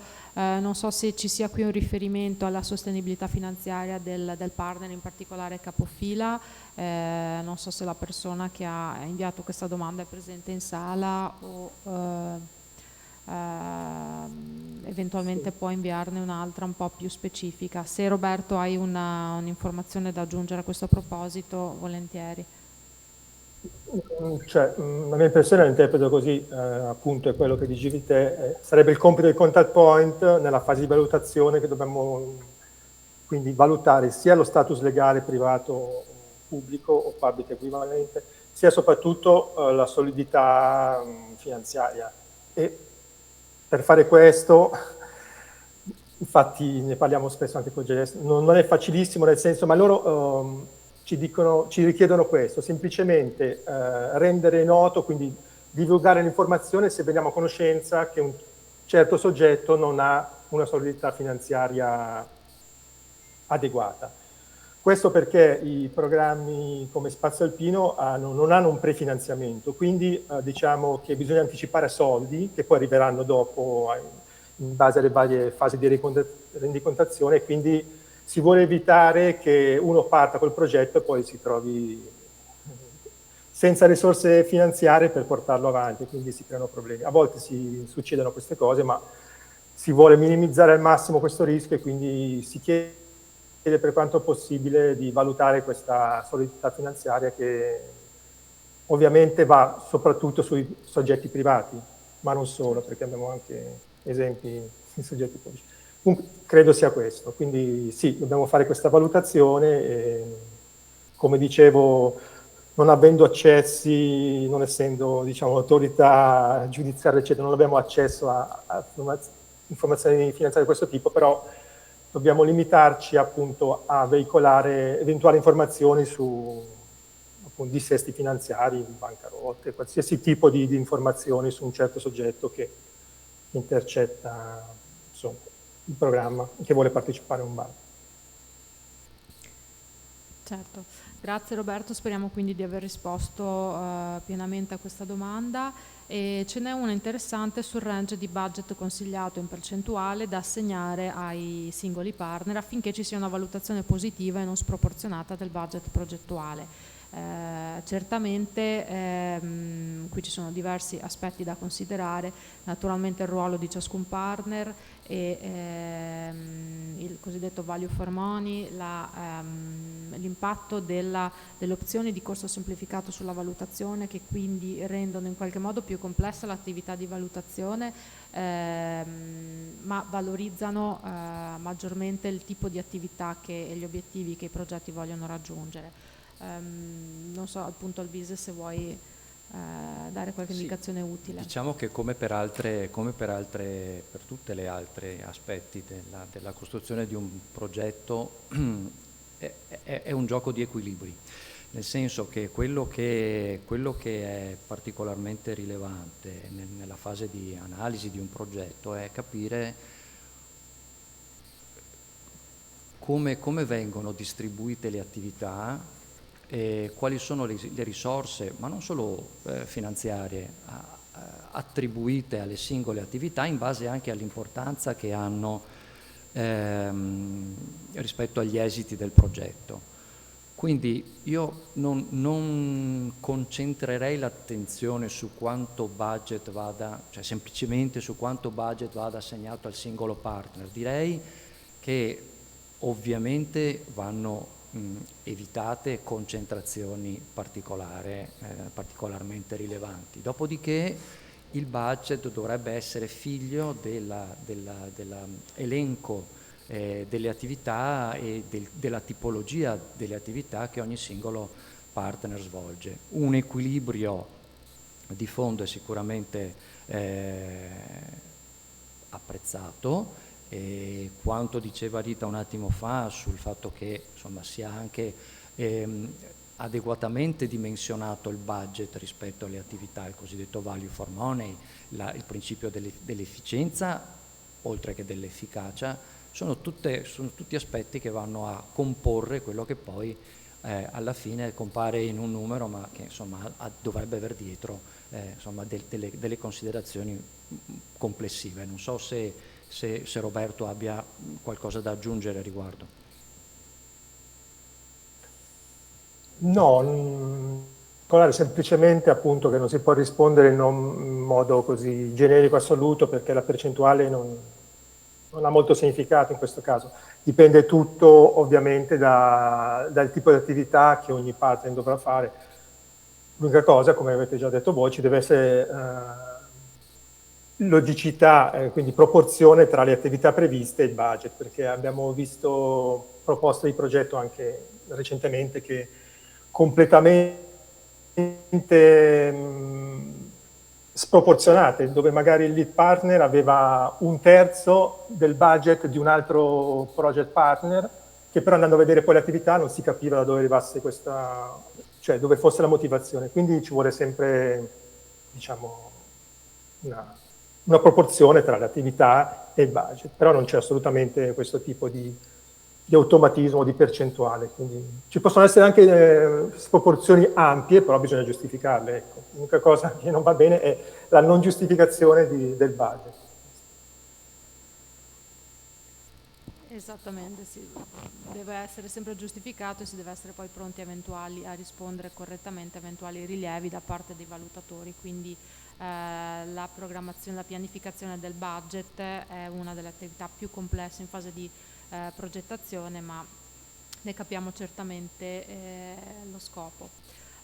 Siamo un po' in ritardo rispetto all'agenda. Io passerei la parola di nuovo a te, Roberto, per entrare nel merito degli elementi per la predisposizione delle candidature, e dopo riprenderei le domande che certamente potete anche continuare ad inviare. Grazie quindi per i primi riscontri e ti passo la parola, Roberto, per la prossima presentazione. Okay.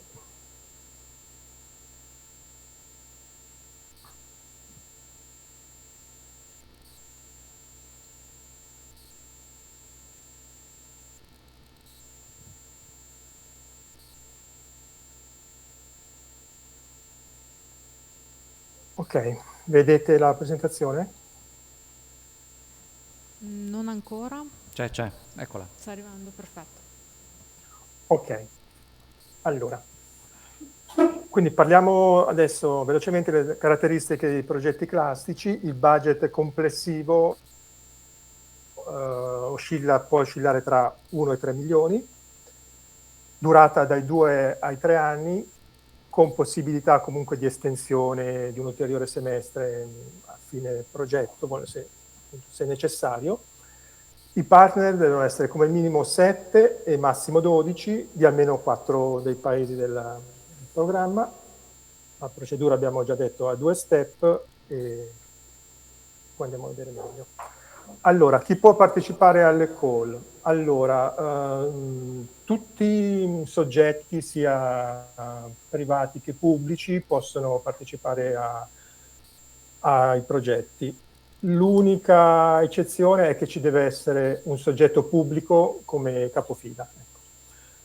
Vi faccio degli esempi di possibili partner. Possono essere autorità pubbliche di livello locale, regionale o nazionale, istituti di ricerca o di higher education, agenzie di sviluppo, anche qua locali, regionali o nazionali, gruppi di interesse, incluse le ONG e associazioni dei cittadini, sindacati, qualsiasi tipo di associazione, scuole, quindi anche scuole secondarie, eccetera, agenzie settoriali di vario tipo, imprese, soprattutto il focus è sulle piccole e medie imprese, anche se non sono a priori escluse assolutamente anche le grandi imprese.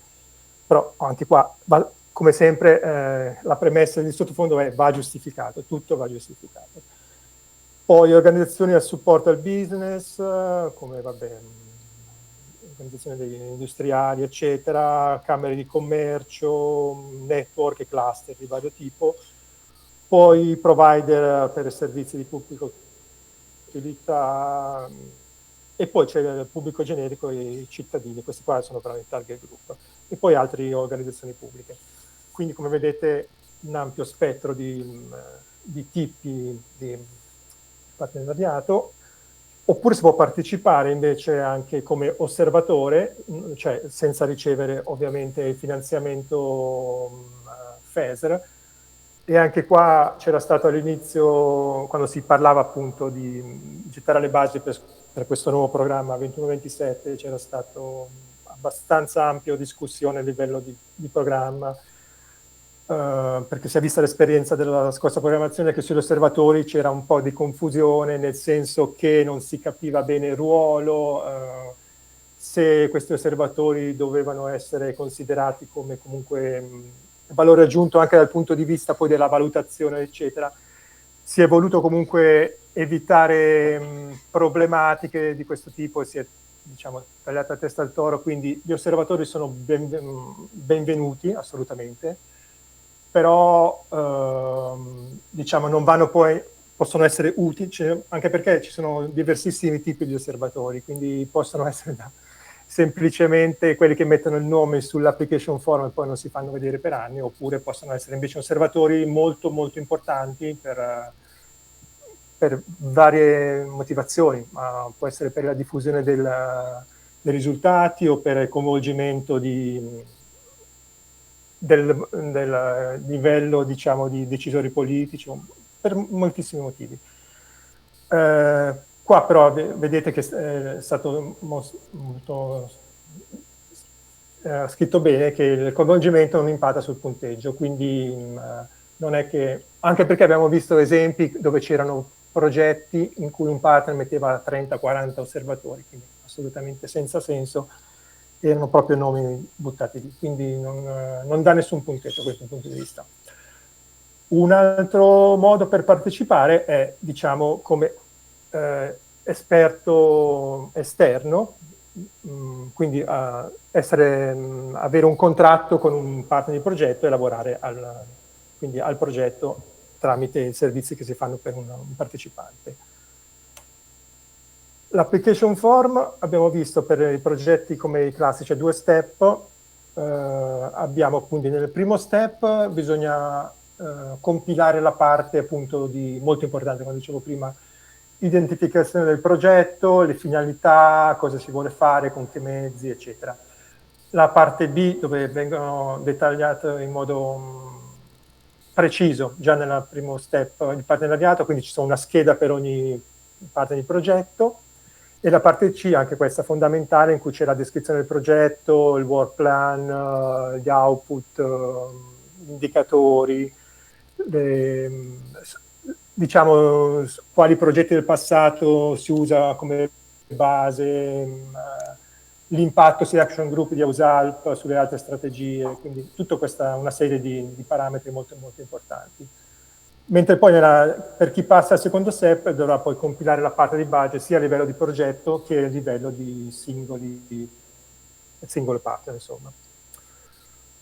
Vabbè, sul sito ci sono tutte le spiegazioni possibili, tutti i manuali, tutti, come diceva anche Alvise, tutti i simulatori anche per il budget, eccetera. Una cosa importante, una volta inoltrato l'application form può essere modificato, quindi prima di schiacciare il famoso tasto bisogna verificarlo molto molto attentamente.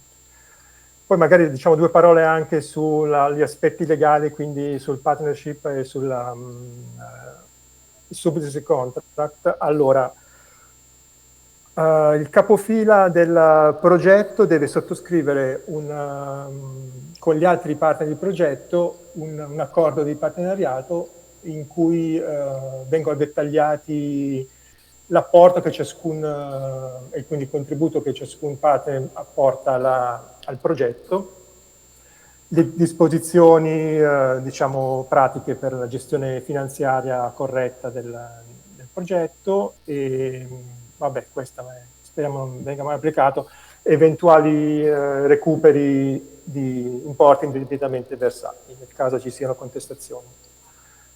Il partner agreement va allegato all'application form per gli small scale che ha uno step, quindi subito alla sottomissione, mentre per i classici solo nel secondo step, quindi se ne parla poi a febbraio di questo.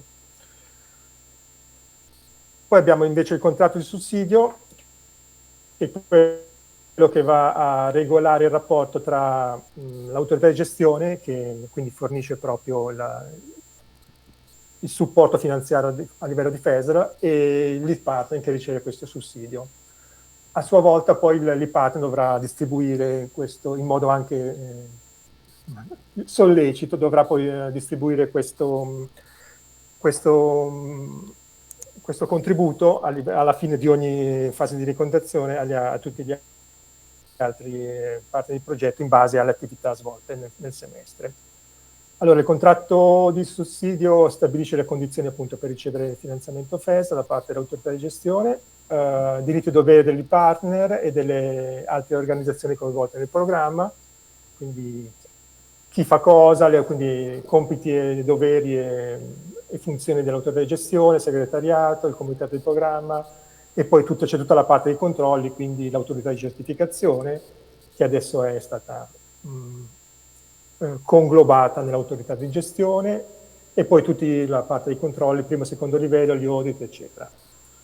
Regola le questioni sugli obblighi delle procedure di reporting, sulla tutta la modifica, eventuali modifiche progettuali, quando e come richiedere queste, e su quali parti richiedere e come fare queste modifiche. Poi gli obblighi relativi alle attività di informazione e comunicazione, banalmente che bisogna, un'attività fino a un certo importo deve avere la targhetta dell'Interreg, Open Space, come vedete qua anche nella slide, no? Co-founding by the European Union. Va sempre comunque garantita l'informazione e la comunicazione verso l'esterno, da dove arrivano questi finanziamenti. Disposizione in materia di audit, e poi vabbè, regola anche tutto la questione della proprietà dei risultati del progetto e l'uso che se ne possono fare. Ecco, adesso andiamo, mentre questa parte magari ci soffermiamo un po' di più perché è molto importante, quindi come dicevamo prima, subito quando si compila l'application form bisogna, ogni parte di progetto, quindi questo non è a livello di progetto, ma proprio a livello di partner, ogni partner del progetto deve fare una scelta, ovvero che tipo di rendicontazione quale opzione di rendicontazione vuole scegliere. Abbiamo 3 opzioni, la prima è esclusa per gli small, però vabbè, qua siamo a livello di classici, quindi tutte e 3 si possono scegliere. La prima opzione è quella che va a conteggiare a costi reali il costo del personale, per le consulenze esterne e per le attrezzature. Poi sulla base di questo, sommando questi costi, si va a prendere il 15% e andrà a darci la spesa non ammessa, diciamo il valore l'ammontare di soldi che riceverà questo partner per quanto riguarda la spesa dell'ufficio amministrazione, e invece il 10% del calcolo precedente va a coprire le spese di viaggio e soggiorno. Quindi questo vuol dire banalmente che non bisogna più tenere biglietti, voucher alberghieri, cioè, ricevute, eccetera, perché verrà calcolato automaticamente questo a livello di forfait, quindi su percentuale, le spese di viaggio e soggiorno. Poi ovviamente ci saranno domande, risponderemo più nel dettaglio. L'opzione B è quella più drastica, che va a semplificare in modo maggiore anche la rendicontazione, va a calcolare quindi a costi reali il costo per il personale. Tutte le altre 4 voci di spesa vengono calcolate come 40% di questo costo per il personale.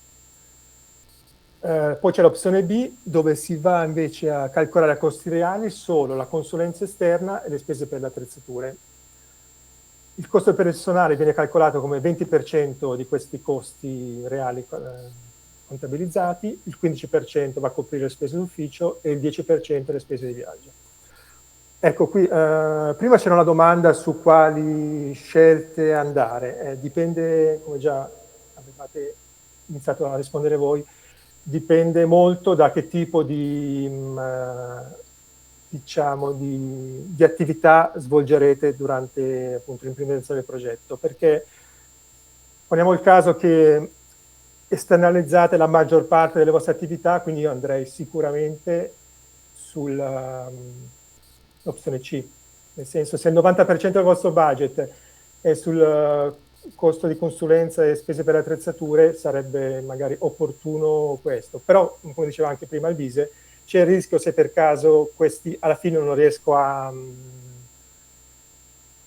contrattualizzare quello che mi ero ripromesso, va poi a impattare su tutte le altre spese di costo. Quindi rischio di avere pochi soldi poi per le spese di viaggio, banalmente per i costi per il personale. Quindi va tutto valutato attentamente, ci sono anche dei simulatori sul sito può aiutare in questo caso, però comunque va valutato attentamente anche con qualcuno esperto di budget, che non sono certo io, quindi potete chiamarmi tranquillamente, ma posso darvi un supporto fino a un certo punto su questa parte qua.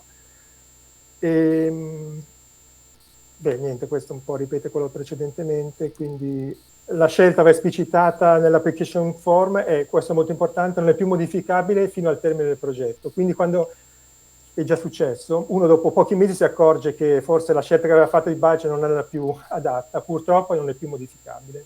E questo può creare seri problemi alla gestione poi del progetto, sia a livello di budget, di partner, sia a livello proprio generale del progetto. Basta, io mi fermerei qua, poi ovviamente sono pronto per qualsiasi tipo di domande, che mi rendo conto magari non sono stato chiarissimo, anche perché sono cose abbastanza complesse. Ok, allora tolgo la condivisione. Ecco, raccolgo... Lascio a voi la parola, grazie. Grazie Roberto, raccolgo la palla io e continuerei con alcune indicazioni riguardo alla proprio la definizione e la costruzione dei progetti. Insomma, credo che per chi non è abituato a questo tipo di attività, insomma, si sta profilando un campo, come dire, un quadro abbastanza composito e forse anche complicato, quindi con queste mie poche slide ho cercato un po' di definire quali sono gli elementi fondamentali per individuare e definire, insomma, i contorni della proposta progettuale. Ecco, allora, diciamo che caratteristiche fondamentali dei progetti sono trasnazionalità, innovatività, replicabilità, durabilità, posizionamento nel policy cycle e orientamento ai risultati. Cosa significa tutto questo? Significa che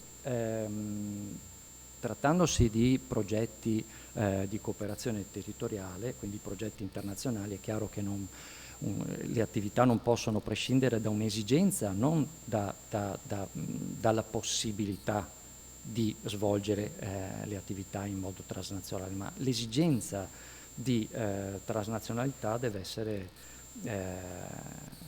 chiara ed evidente e deve essere riportata nella documentazione di candidatura. Quindi, come abbiamo rapidamente visto prima, anche a livello di valutazione questo aspetto verrà indagato, cioè il programma ha bisogno di questa proposta è collocata adeguatamente all'interno degli obiettivi che il programma si pone. Quindi la prima domanda che ci si deve porre è quale valore aggiunto porto al territorio, al programma, e perché è opportuno e perché questo valore aggiunto mi viene dato anche dal fatto che lavori in modo transnazionale.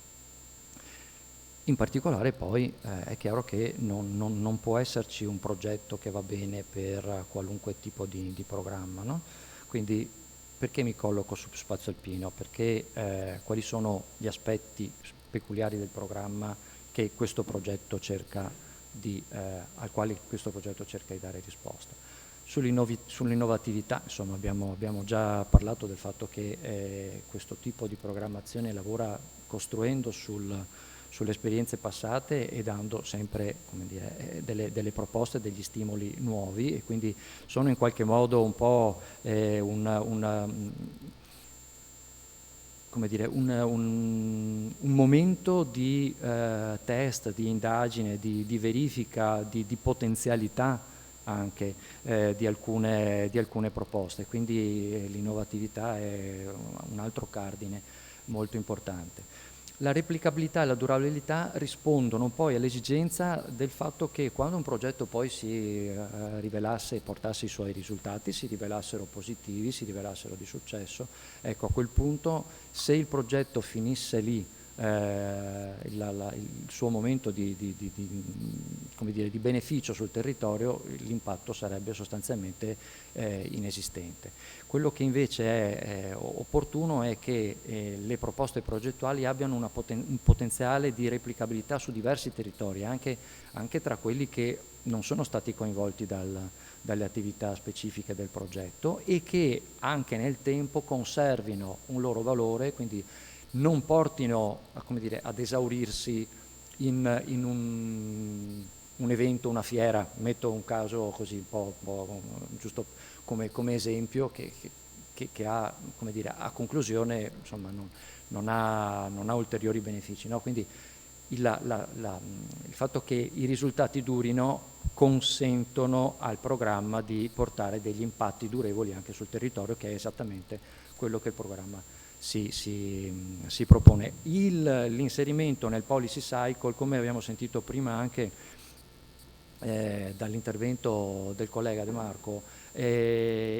l'aumentare le competenze di livello politico non è soltanto, come dire, un beneficio fine a se stesso, ma è una garanzia per il programma di efficacia della proposta progettuale, perché se i risultati del progetto si trasformano in politiche che poi vengono applicate sul territorio, ecco che quel progetto ha, come dire, l'impatto e la durevolezza che consente di cambiare la situazione e quindi apportare un beneficio concreto. Ecco, per questo ai progetti è chiesto di verificare qual è il loro posizionamento nel policy cycle. Il policy cycle è sostanzialmente descritto in tre passaggi: lo sviluppo di una strategia, la verifica sul territorio e poi l'applicazione. Quindi lo sviluppo di una strategia è il momento appunto di creazione, di individuazione di un possibile intervento di policy. Il secondo momento è quello della verifica sul territorio della sua applicabilità con azioni pilota, con applicazioni locali circoscritte, e poi ovviamente poi l'implementation è quella che, come dire, dà via libera e come dire, ufficializza l'applicazione di questi risultati. Generalmente i progetti classici non riescono a rispondere a più di una, due di queste fasi, quindi nell'arco di tempo di 3 anni in cui si svolge un progetto è difficile che si vada oltre alle due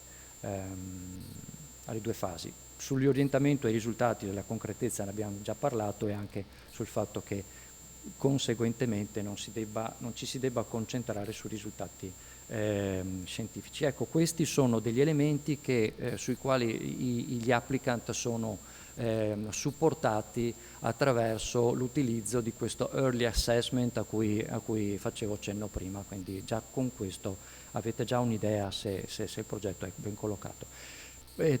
Tornando un passo indietro, quindi però bisogna un po' definire anche il contesto di riferimento del programma, del progetto, scusate, della proposta progettuale, perché la proposta deve avere come dire, contenere delle risposte non soltanto al programma, ne accennavamo anche prima, ma anche deve essere coerente a quelle che sono le strategie e le politiche di riferimento a livello comunitario, il Green Deal europeo, il Territorial Agenda, considerando anche il fatto che da ormai diversi anni, direi almeno 7, sullo stesso territorio esiste una strategia macroregionale EUSALP, a cui abbiamo già fatto cenno prima, che rappresenta, per sommi capi poi sicuramente potrete andare ad approfondire, c'è un sito dedicato ad EUSALP, rappresenta un tavolo di confronto tecnico e politico nel quale gli Stati individuano e definiscono risposte comuni a dinamiche comuni dei diversi territori. Quindi l'obiettivo è quello di cercare di concertare e di convogliare le attività in modo tale che rispondano in modo convergente alle problematicità, ma anche alle potenzialità che il territorio alpino ha. Quindi attenzione anche da parte delle proposte progettuali di capire se si collocano correttamente nel contesto e nelle attività previste dalla strategia. C'è una sezione dell'application form nella quale questi due aspetti vengono chiesti e vanno esplicitati, quindi l'attenzione va posta. Ecco,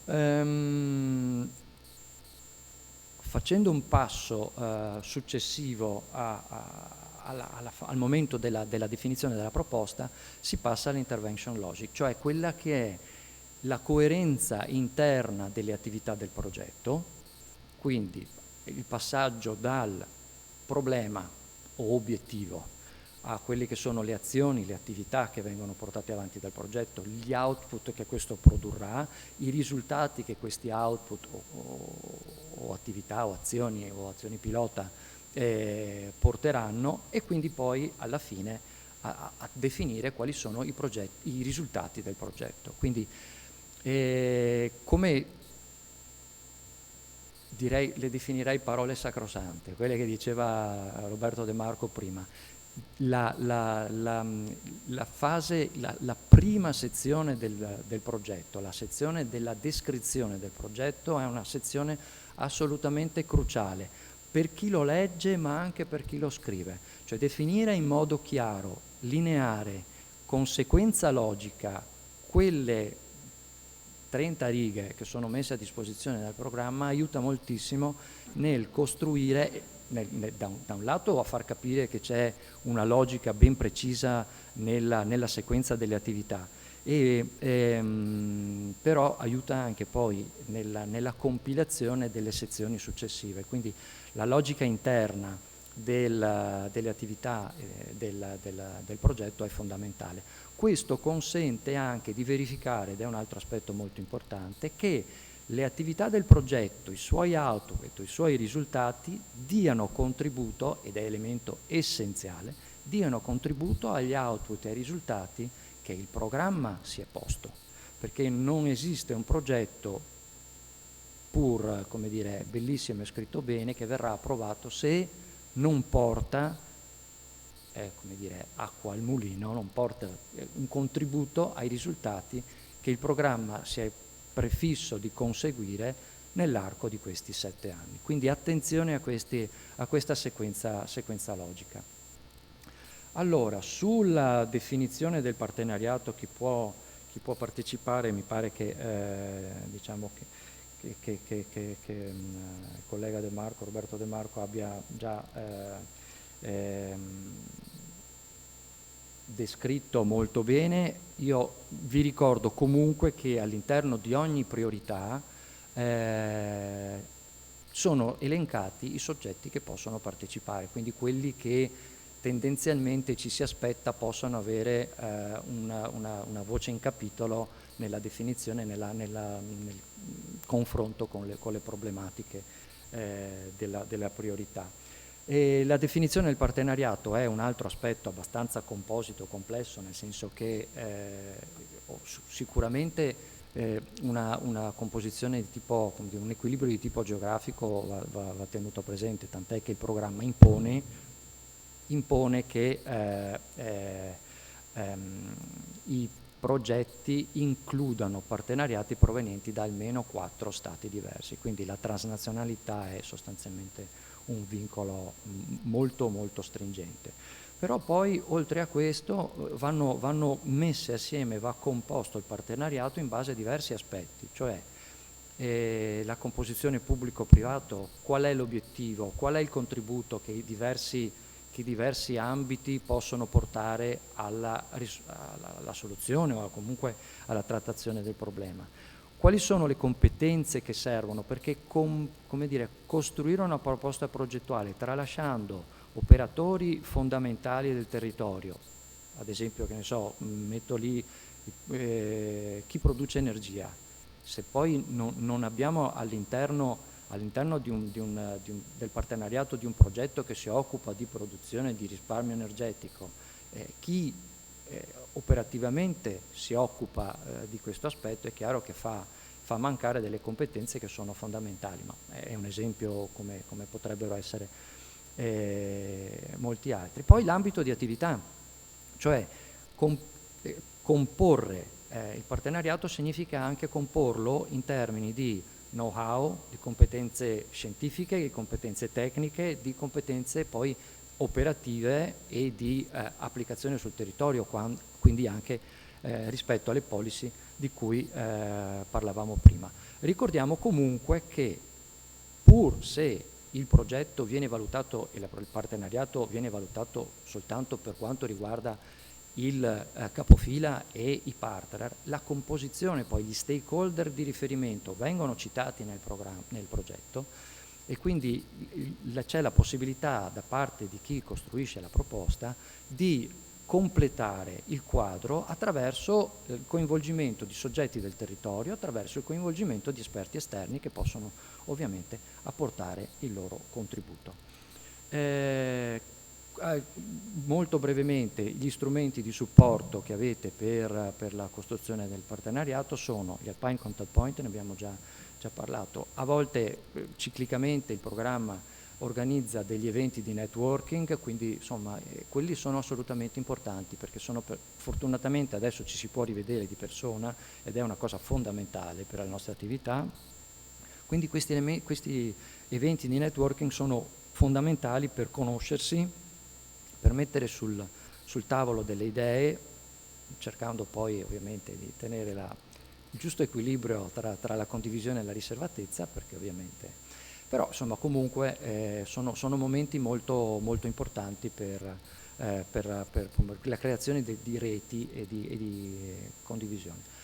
Poi ci sono le strutture di riferimento regionali come la nostra, ma ci sono in tutte le regioni, c'è un database Keep EU che è un database che raccoglie progetti, migliaia di progetti, e quindi lì potete andare a cercare chi si è occupato di tematiche simili, di problematiche che possono, come dire, convergere con quella che avete in mente, e ovviamente precedenti proposte progettuali anche da parte del programma. Ora, io avevo previsto una breve carrellata di progetti con partecipazione veneta, però visto l'orario io direi che li lascerei per vostro riferimento, tanto come dire, le slide le avrete a disposizione e quindi avete la possibilità di capire su cosa sta lavorando il Veneto. Lascerei adesso la parola alla dottoressa Bertocco per poi insomma il prossimo intervento. Grazie.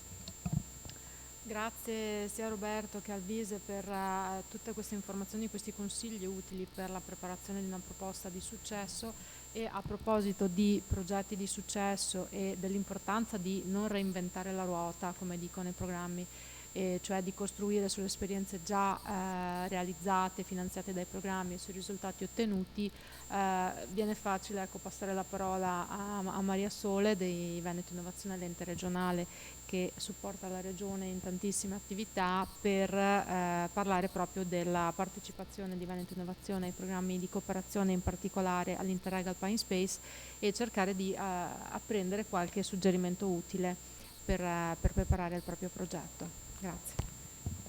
Grazie anche di avermi invitato a questo incontro. Per noi è un piacere essere qui, e anche perché insomma la collaborazione con la CTE per noi è importante da tantissimi anni. Io mi chiamo Maria Sole Dorazio, lavoro come project manager all'interno di Veneto Innovazione. lavoro a Veneto Innovazione dal 2002 e dal 2006 mi occupo di progettazione europea. In realtà un po' più avanti di cooperazione interregionale, nel senso che mi sono inizialmente focalizzata su progetti Horizon. La società per cui lavoro si chiama Veneto Innovazione, è un'agenzia in-house di Regione Veneto che è stata istituita per promuovere, eccole qua le slide, la collaborazione, sono già la successiva, la collaborazione tra i vari soggetti che si occupano di ricerca e innovazione nel territorio, e quindi supportare le imprese a collaborare in modo più efficace con gli enti di ricerca, ma anche migliorare la stessa competitività del sistema regionale.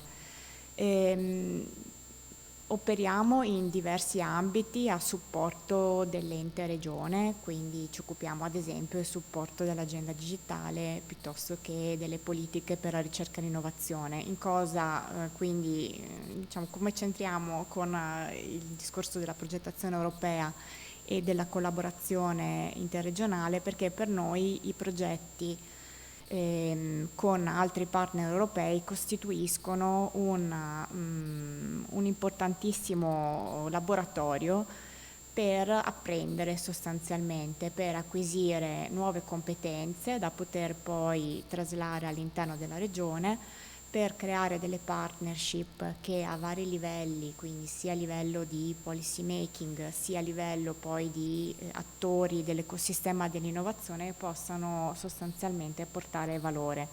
Quindi nel nostro caso la partecipazione ai progetti è proprio quella di selezione in qualche modo di tematiche che possano essere utili al nostro sistema, che possano essere compatibili con le nostre politiche per l'innovazione e la ricerca, e la creazione, il confronto, lo scambio con altri soggetti che possono in qualche modo aiutarci, diciamo, a progredire.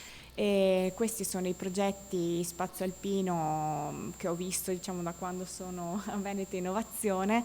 Sono tanti, mi sbloccano un sacco di ricordi perché in realtà sono anni, insomma, di vita, nel senso che ogni progetto è un piccolo mondo che in qualche modo rappresenta anche collaborazioni con persone, collaborazioni con partner che poi hanno condiviso spesso percorsi anche lunghi, e anche scelte di tematiche diverse.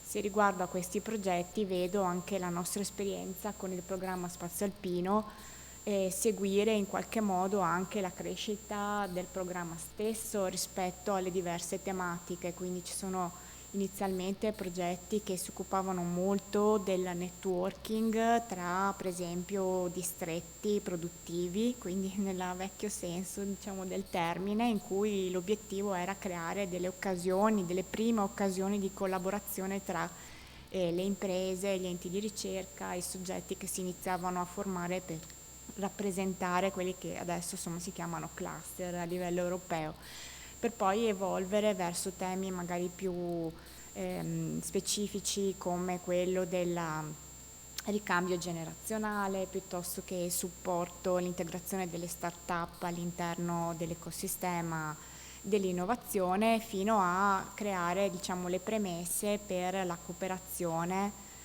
su politiche comuni, quindi la sperimentazione anche nel collegare regioni diverse per creare possibilità di finanziamenti comuni su temi comuni, la collaborazione tra, diciamo, regioni per una sorta di condivisione di agenda, di tematiche, che è un argomento su cui stiamo, devo dire, ancora molto lavorando. Però poi gli ultimi progetti sono abbastanza in linea con i temi che sono ancora attuali, e cioè quelli della transizione verde e della transizione digitale. Ogni progetto quindi è stato in qualche modo scelto perché c'era un tema sostanzialmente rilevante per noi e anche per il programma. Quindi mi sento di dire che noi abbiamo scelto Spazio Alpino perché abbiamo in qualche modo trovato una sintonia tra noi, quello che volevamo fare e quello che in quel momento il programma ovviamente proponeva e su cui era focalizzato. Quindi questo è il primo punto che mi sento insomma di porre alla vostra attenzione. Ovviamente c'è anche una questione di area territoriale. Il programma Spazio Alpino copre regioni limitrofe e circoscritte con cui il nostro sistema territoriale ha diversi rapporti di diverso livello, quindi possono coesistere già in qualche modo dei network transnazionali che stanno lavorando già da tempo su determinate tematiche, oppure si può invece cogliere l'occasione della collaborazione all'interno del programma per creare opportunità di collaborazione che in qualche modo hanno anche una visione più di lungo periodo. Quindi ripercorrendo un po' quello che può essere il vostro percorso fino ad arrivare insomma alla stesura del progetto, la prima cosa e il primo punto di domanda è quello: ho scelto il programma giusto? Che sembra una cosa scontata, ma in realtà non lo è. Ci sono diversi programmi di cooperazione, ognuno ha delle caratteristiche diverse, non soltanto in quanto diciamo all'area coperta, ma ognuno è un po' focalizzato su tematiche diverse e dà anche, come dire, accento diverso ed è bene insomma in qualche modo avere una panoramica prima di poter scegliere. Lo stesso vale anche per la priorità. Avete visto prima nell'illustrazione le priorità, pur essendo molto ampie, sono comunque delimitate, quindi se la mia idea in qualche modo non c'entra nulla con la priorità del programma, il consiglio è di non forzare insomma in qualche modo la progettazione. In questo senso anche nella slide successiva quello che mi sento di mettere in evidenza è che ci debba essere una interazione tra benefici, nel senso si è sempre detto che il programma non finanzia progetti anche ben scritti di qualità che però non portano valore all'area programma, no? Quindi la prima cosa che voi farete sarà di leggere la documentazione, i terms of reference, gli altri documenti di programma per capire se le challenge a cui il programma fa riferimento sono quelle che voi avete in mente di risolvere in parte ovviamente nella vostra idea progettuale. Così come è importante avere sentore della tipologia di progetti che ci si aspetta. Adesso abbiamo visto che c'è in qualche modo un'enfasi o comunque si solleva la necessità di concentrarsi sulla biodiversità piuttosto che sull'innovazione, quindi questi sono suggerimenti che ovviamente si possono bene cogliere. Però mi sento anche di dire che ci deve essere sempre il vostro valore, cioè il vostro beneficio deve essere il punto di partenza. Capita purtroppo spesso di come dire, incaponirsi nel voler forzare molto la propria idea progettuale, cercando di portarla sempre di più verso le aspettative del programma. Mi sento di dire che però partecipare a un progetto di questo tipo non si esaurisce con la scrittura del progetto, ma ci sono poi 3 anni di implementazione, quindi la difficoltà poi è di portare avanti un progetto in cui magari non avete inserito degli elementi che non sono propri della vostra competenza, oppure siete costretti, tra virgolette, a sviluppare una serie di risultati in cui la minima parte è veramente importante per voi, per la vostra organizzazione, per il vostro partenariato, e altri sono invece in qualche modo dovuti perché sentiti importanti per passare la fase di valutazione. Quindi ecco, l'importante è sempre trovare un giusto compromesso tra le due cose. Poi l'altro aspetto ovviamente è avere un'oggettiva valutazione della propria idea, cioè tutti pensiamo chiaramente di avere un'idea innovativa, cioè di proporre comunque delle soluzioni che sono un'aggiunta all'esistente e a quello che già altri hanno trovato. Ovviamente qui si parla appunto non di ricerca di base, in qualche modo già focalizziamo delle soluzioni, quindi non parliamo di cose che sono da ricercare durante il progetto, ma quanto più delle sperimentazioni, dei pilota, delle soluzioni che hanno degli approcci innovativi. Però e in questo senso comunque c'è molto spazio. Allora, come si fa a capire se l'idea è realmente innovativa? Si tratta di fare un'analisi di quello che è già stato prodotto, quindi è già stato anche suggerito che il database dei progetti presentati è un'utile fonte informativa. Dopodiché non è detto che se un progetto ha già in qualche modo colto o ha sviluppato un'idea che potevo anche avere in mente, abbia esaurito tutta la potenzialità di innovazione, perché io posso comunque portare approcci innovativi a quanto già è stato sviluppato, e in questo senso il mio consiglio è anche di lavorare su questo, cioè di far vedere anche nella vostra proposta progettuale che siete a conoscenza del fatto che altri hanno già sviluppato una parte di strumenti che voi in realtà potreste utilizzare. Quindi l'idea è anche quella di non reinventare da zero tutto, ma utilizzare quello che già altri hanno sviluppato, dichiarandolo nel progetto e facendo però vedere qual è lo step successivo che voi volete aggiungere, perché in questo senso la vostra idea sarà sicuramente valorizzata.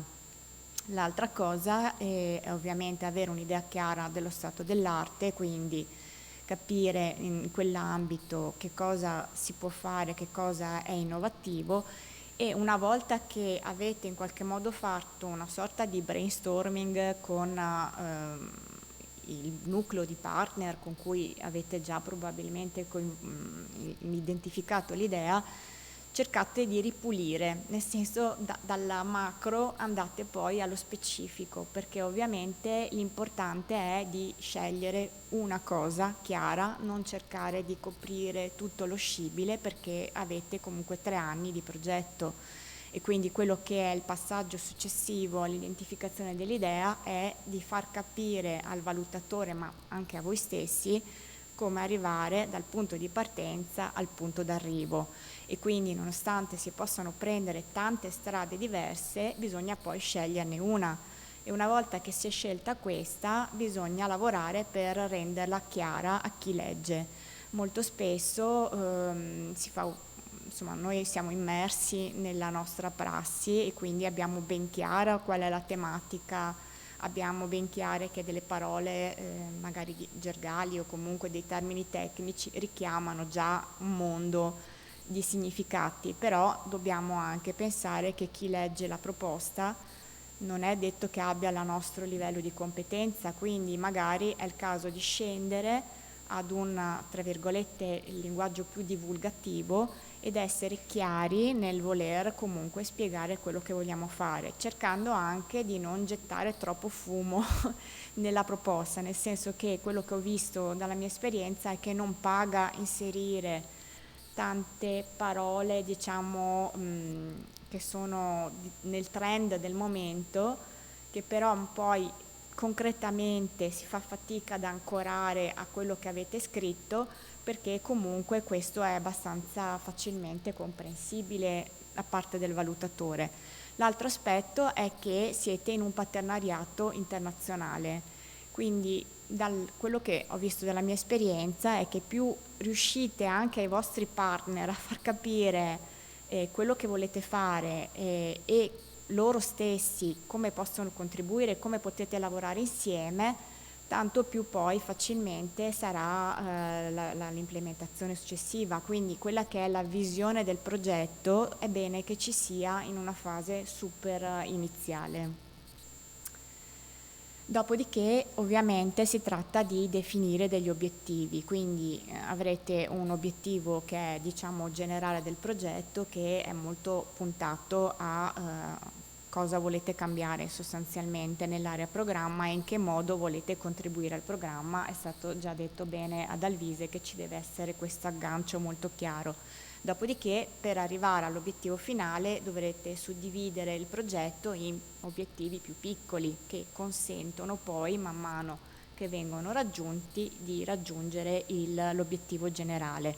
E quindi quello che è da riflettere è come in qualche modo strutturare questi obiettivi perché poi siano coerenti e focalizzati tutti al raggiungimento dell'obiettivo finale.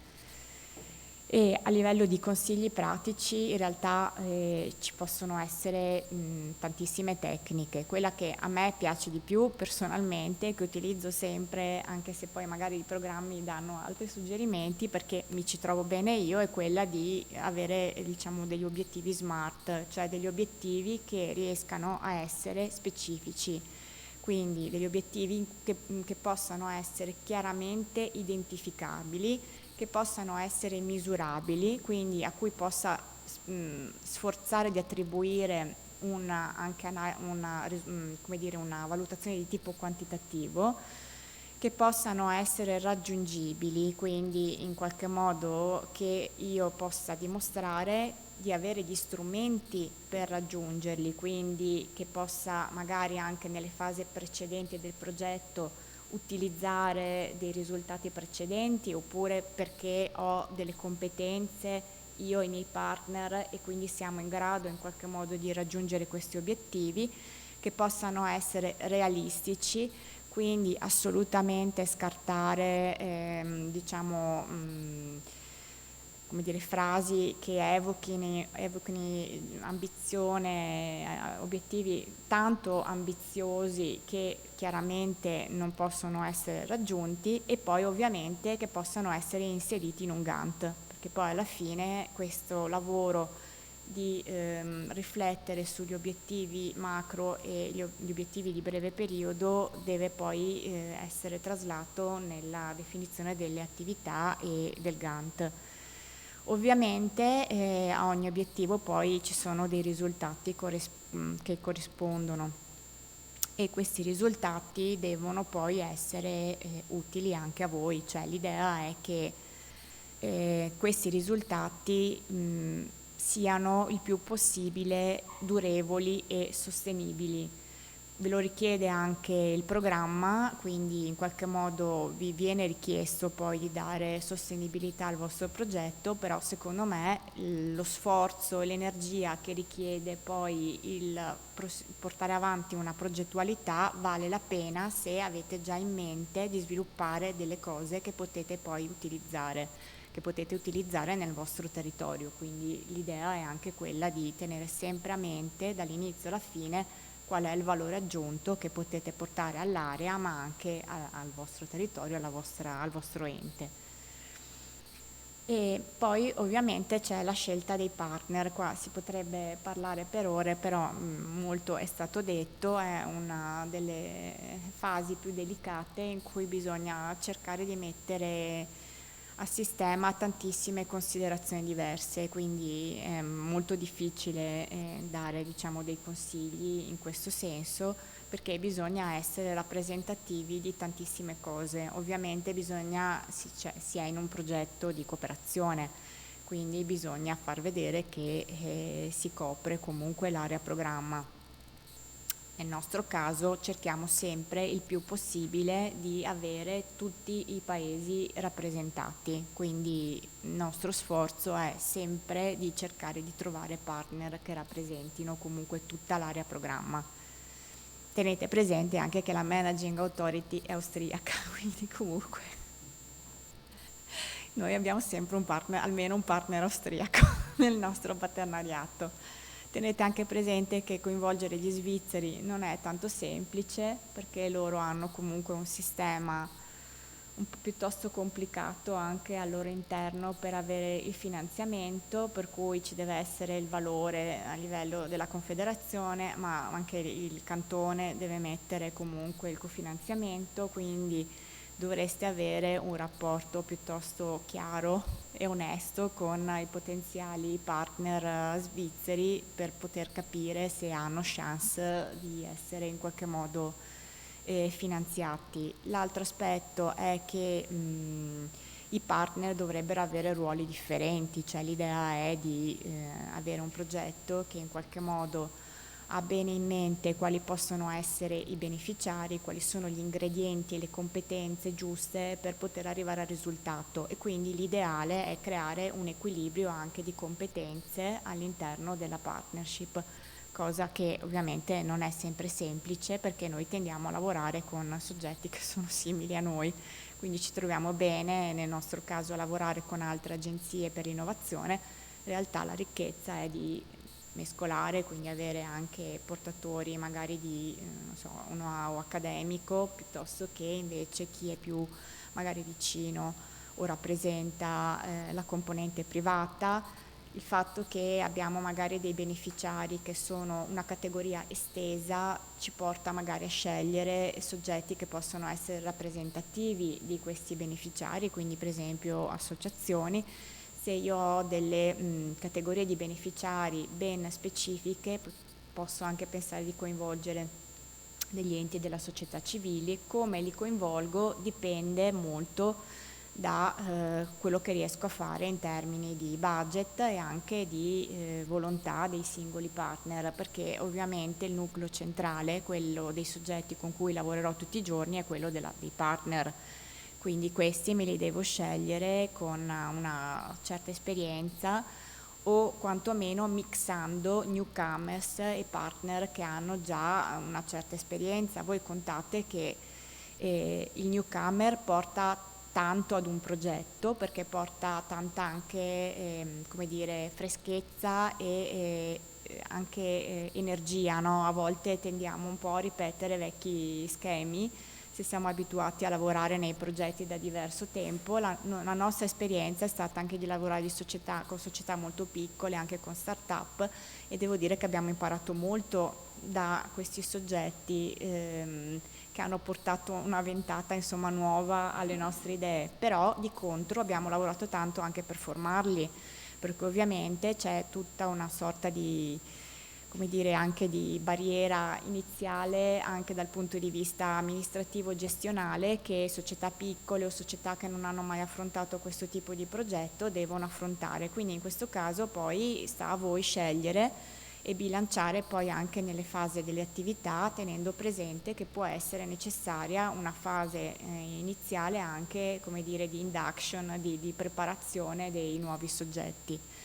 E l'altro aspetto che vi sottolineo è che sono progetti che lavorano anche sulle politiche, quindi anche se voi avete dei temi molto concreti e molto pratici, avete tutti i soggetti che sono giusti per lavorare su questi temi, poi dovete in qualche modo garantire che i risultati siano sostenibili anche nelle policy.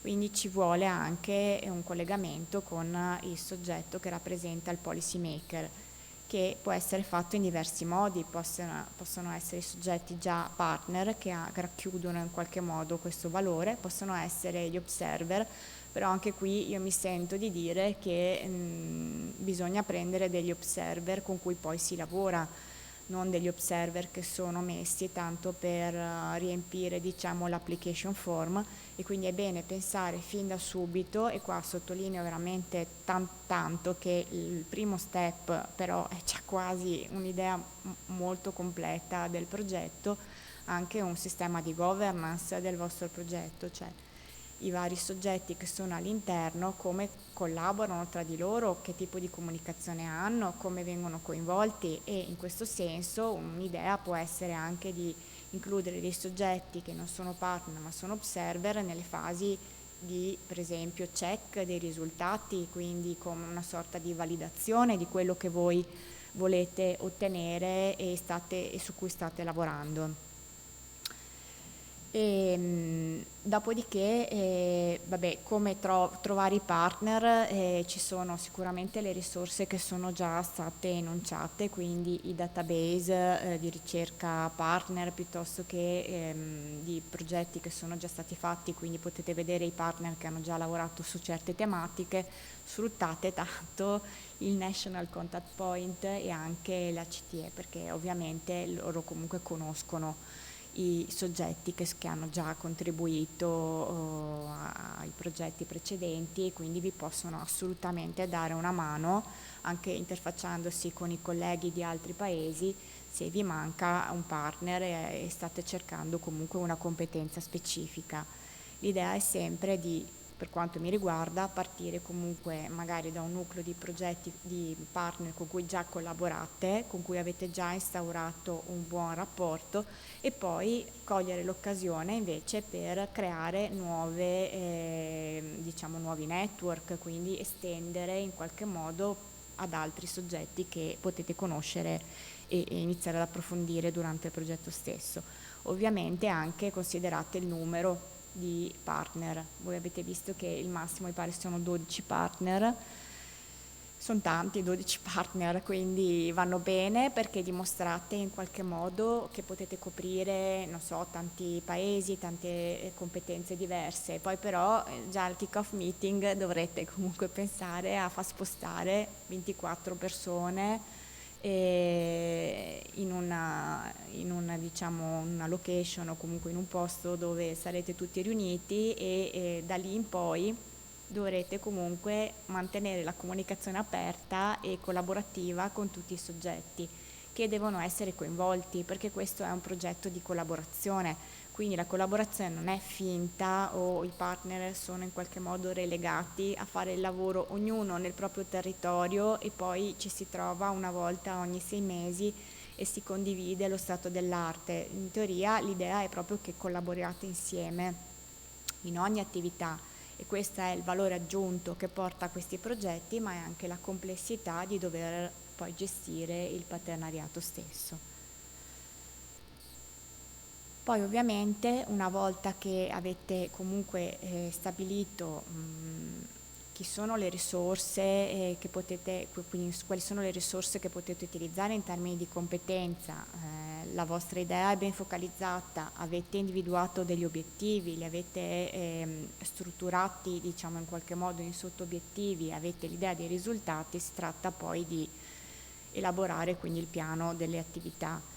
E anche per questo esistono poi tante tecniche progettuali, l'importante è che le attività siano assolutamente funzionali ed integrate tra di loro, cioè ovviamente il progetto viene scomposto in attività che sono funzionali poi all'output, al deliverable.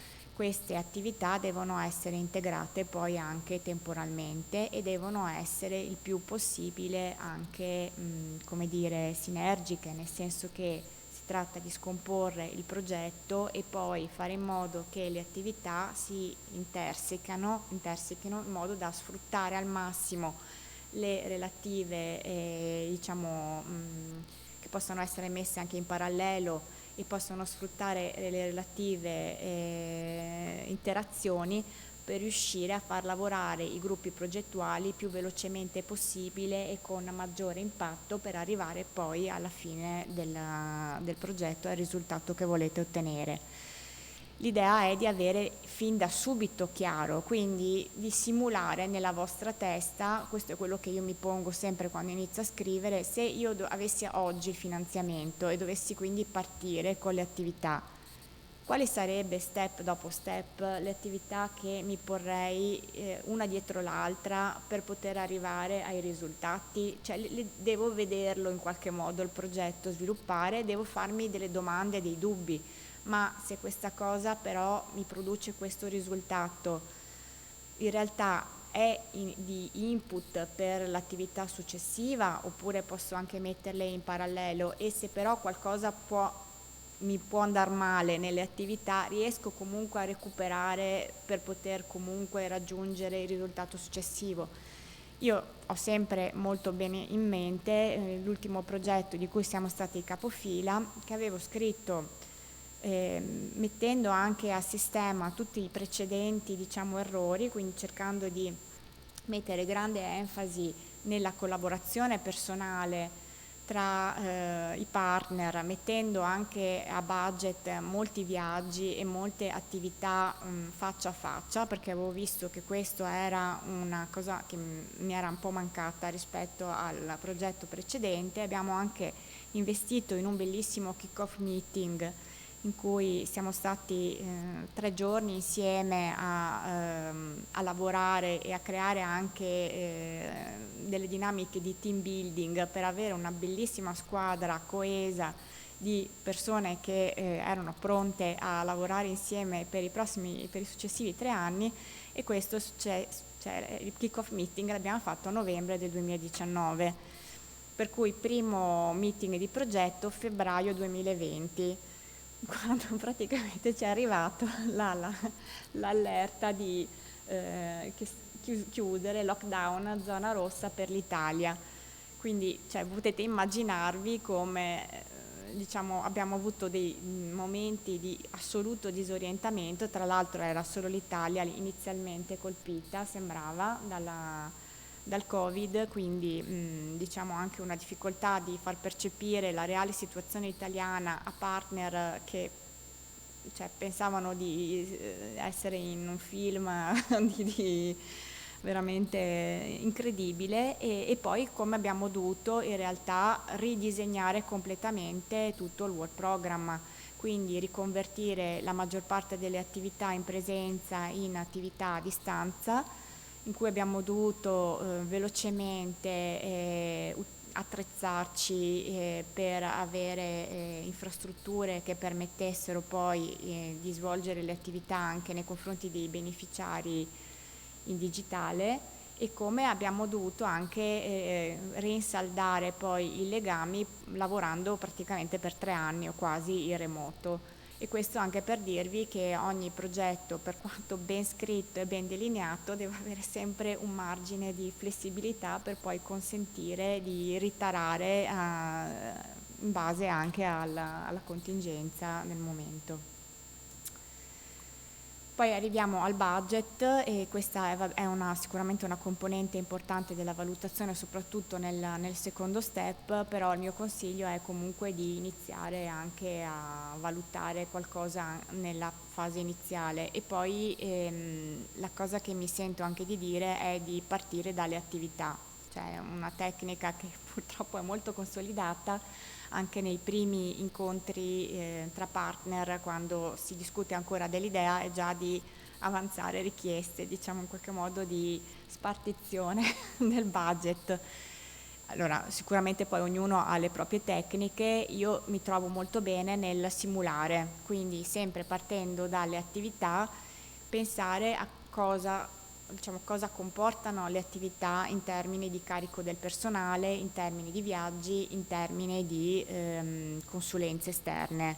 E questo secondo me è ancora più basilare per poi poter consentire di scegliere il modello di costo corretto. Quindi l'idea è proprio di iniziare a buttare giù anche in maniera molto draft un budget dopo aver identificato le attività, e cercare di essere realistici e concreti il più possibile, anche perché non è soltanto il fatto di far percepire al valutatore che il budget è tarato, è giusto, non è irrealistico, ma è anche poi di riuscire a portarlo a casa alla fine, nel senso che se voi sovrastimate delle attività poi non riuscirete comunque a rendicontarle, e quindi sarà comunque un problema anche successivo. Considerate anche sempre che c'è un iniziale ritardo di solito nella capacità di spesa dei progetti, e quindi c'è una fase in cui fate le attività ma magari non avete modo di rendicontarle, perché dovete comunque partire con tutta la parte amministrativa, perché comunque soprattutto per gli enti pubblici inizialmente non è così semplice l'affidamento dei contratti, e quindi in realtà ci sarà una sorta di asimmetria tra il work plan, quindi quello che voi fate, e il trend di spesa, e quindi sarebbe meglio già tenerlo ben presente in modo da strutturare un budget che segua periodo per periodo la realtà della rendicontazione stessa. Basta, questo è un po' quello che mi sentivo di dire, e mi è piaciuto di mettere alla fine una poesia, un poeta che a me piace molto, che è Cavafis, che parla di Itaca, e descrive il viaggio in qualche modo che Ulisse ha fatto durante tutta la sua odissea, sottolineando il fatto che non è tanto il fatto di arrivare che ha portato in qualche modo ricchezza, ma il viaggio stesso, perché ogni tappa del viaggio ha consentito comunque di acquisire ricchezza, e che un po' mi sento di dire è anche il valore della partecipazione a questi progetti. Quindi ovviamente ognuno poi deve lavorare professionalmente, comunque è collegato a degli obiettivi, e siamo quindi in un ambito di professionisti, però ci vuole molta energia, ci vuole molta passione, ci vuole anche molto entusiasmo, secondo me, perché è un'esperienza che porta valore anche a livello personale, quindi questo mi sento di condividerlo con voi. Grazie. Grazie mille Maria Sole per questa bellissima presentazione, illuminante direi, e grazie anche per aver dimostrato di aver sposato appieno lo spirito della cooperazione, che poi di fatto è un metodo di lavoro, un approccio che speriamo si diffonda sempre più, e che proprio perché vediamo i risultati che porta sui nostri territori. Grazie anche per questa chiusura poetica e senz'altro per la tua attività l'attività di supporto di Veneto Innovazione nella partecipazione regionale alla strategia macroregionale USALP, perché vorrei anche ricordare che Veneto Innovazione ci supporta come referente in 2 dei gruppi tematici, gruppi tecnici all'interno dell'area di policy della strategia dedicata all'innovazione e allo sviluppo della competitività. Quindi ancora un ringraziamento, e spero che gli spunti che sono stati dati siano illuminati, appunto spunti di riflessione per voi applicant, per capire come strutturare la vostra idea progetto. Siamo abbastanza nei tempi, abbiamo sicuramente alcune riflessioni da aggiungere, poi Alvise certamente può intervenire quando preferisci, e abbiamo ancora 6 domande inviate tramite Slido che adesso cercheremo di proiettare, a cui daremo risposta. Se avete domande da aggiungere, grazie. Anche qui in sala naturalmente potete alzare la mano e vi daremo un microfono. Riprendiamo invece con le domande inviate tramite Slido. Adesso dovremmo riuscire a vederle anche sullo schermo. Recupero già la prima, mi do questa anticipazione a schermo nero. Cosa si intende nel programma con il termine sufficienza energetica? Ecco, qui credo che potremo intervenire direttamente, poi anche Roberto, se ti senti di riaprire il collegamento, volentieri. Ma diciamo che questo è un tema che segue il programma da parecchio tempo, no? Nel senso che si riconosce l'area, e in particolare l'area alpina del programma, come un'area che ha delle grosse potenzialità di produzione di energia, e quindi l'auspicio è quello di riuscire ad accompagnare il territorio, ovviamente in modo sostenibile, a riuscire a produrre l'energia della quale ha bisogno. Ecco, in questi termini sufficienza energetica si declina nell'area. Non aggiungerei altro. Poi se Roberto ha qualcosa da aggiungere, ovviamente sempre a disposizione. No, nulla di particolare, anche perché non so. Noi Content poi non è che siamo ovviamente esperti di tutto, quindi no, non va bene così. Nel senso. Grazie. Okay. Grazie. Un'altra domanda piuttosto puntuale, l'indicazione riportata nel TOR di concentrare le proposte su biodiversità e innovazione significa poter presentare proposte solo su queste sottopriorità 1, 2, 3, 1? No, mi pare che insomma nella descrizione dei terms of reference abbiamo capito che insomma il bando è aperto a tutte le priorità tecniche, priorità 1, 2, 3, e c'è questa esigenza che si sta rilevando di progettazione in queste tematiche, che insomma verrà seguita con un po' di attenzione, quindi c'è un invito a porre attenzione a chi volesse cimentarsi. Ecco, tutto qui. Sempre in tema di biodiversità e 1.2, che cosa si intende per soluzioni integrate e azioni pilota per affrontare gli impatti della gestione dell'energia sulla biodiversità? Le soluzioni integrate, allora, come diceva Roberto De Marco, nessuno di noi è un tuttologo, anche se, come dire, seguendo questo tipo di attività un po' alla volta, ci formiamo passo passo. A delle volte i progetti sono veramente anche l'occasione per approfondire delle tematiche importanti. Allora, l'approccio integrato significa non focalizzarsi soltanto sullo specifico problema in generale, ma capire intorno al problema quali sono le componenti che lo definiscono, quali sono le componenti che potrebbero aiutare a risolverlo. Quindi in questi termini interpreterei il concetto di integrato. Per quanto riguarda l'azione pilota, le azioni pilota sono delle attività specifiche sul territorio in cui si testano i risultati o si verifica la bontà di alcuni dei risultati ipotizzati, ecco, come diceva Maria Sole prima, no? È uno dei punti interrogativi che seguono l'attività del progetto nella sua evoluzione. Okay? Arriviamo a questo e quindi decidiamo che per proteggere le aree boschive da ulteriori incendi è opportuno intervenire in un determinato modo. Ecco, in quel caso si può prevedere, ovviamente già dall'inizio, che ci siano delle aree test in cui questa attività viene svolta e se ne deduce la bontà, e poi ovviamente il progetto continua diffondendo o riorientando i risultati. Grazie.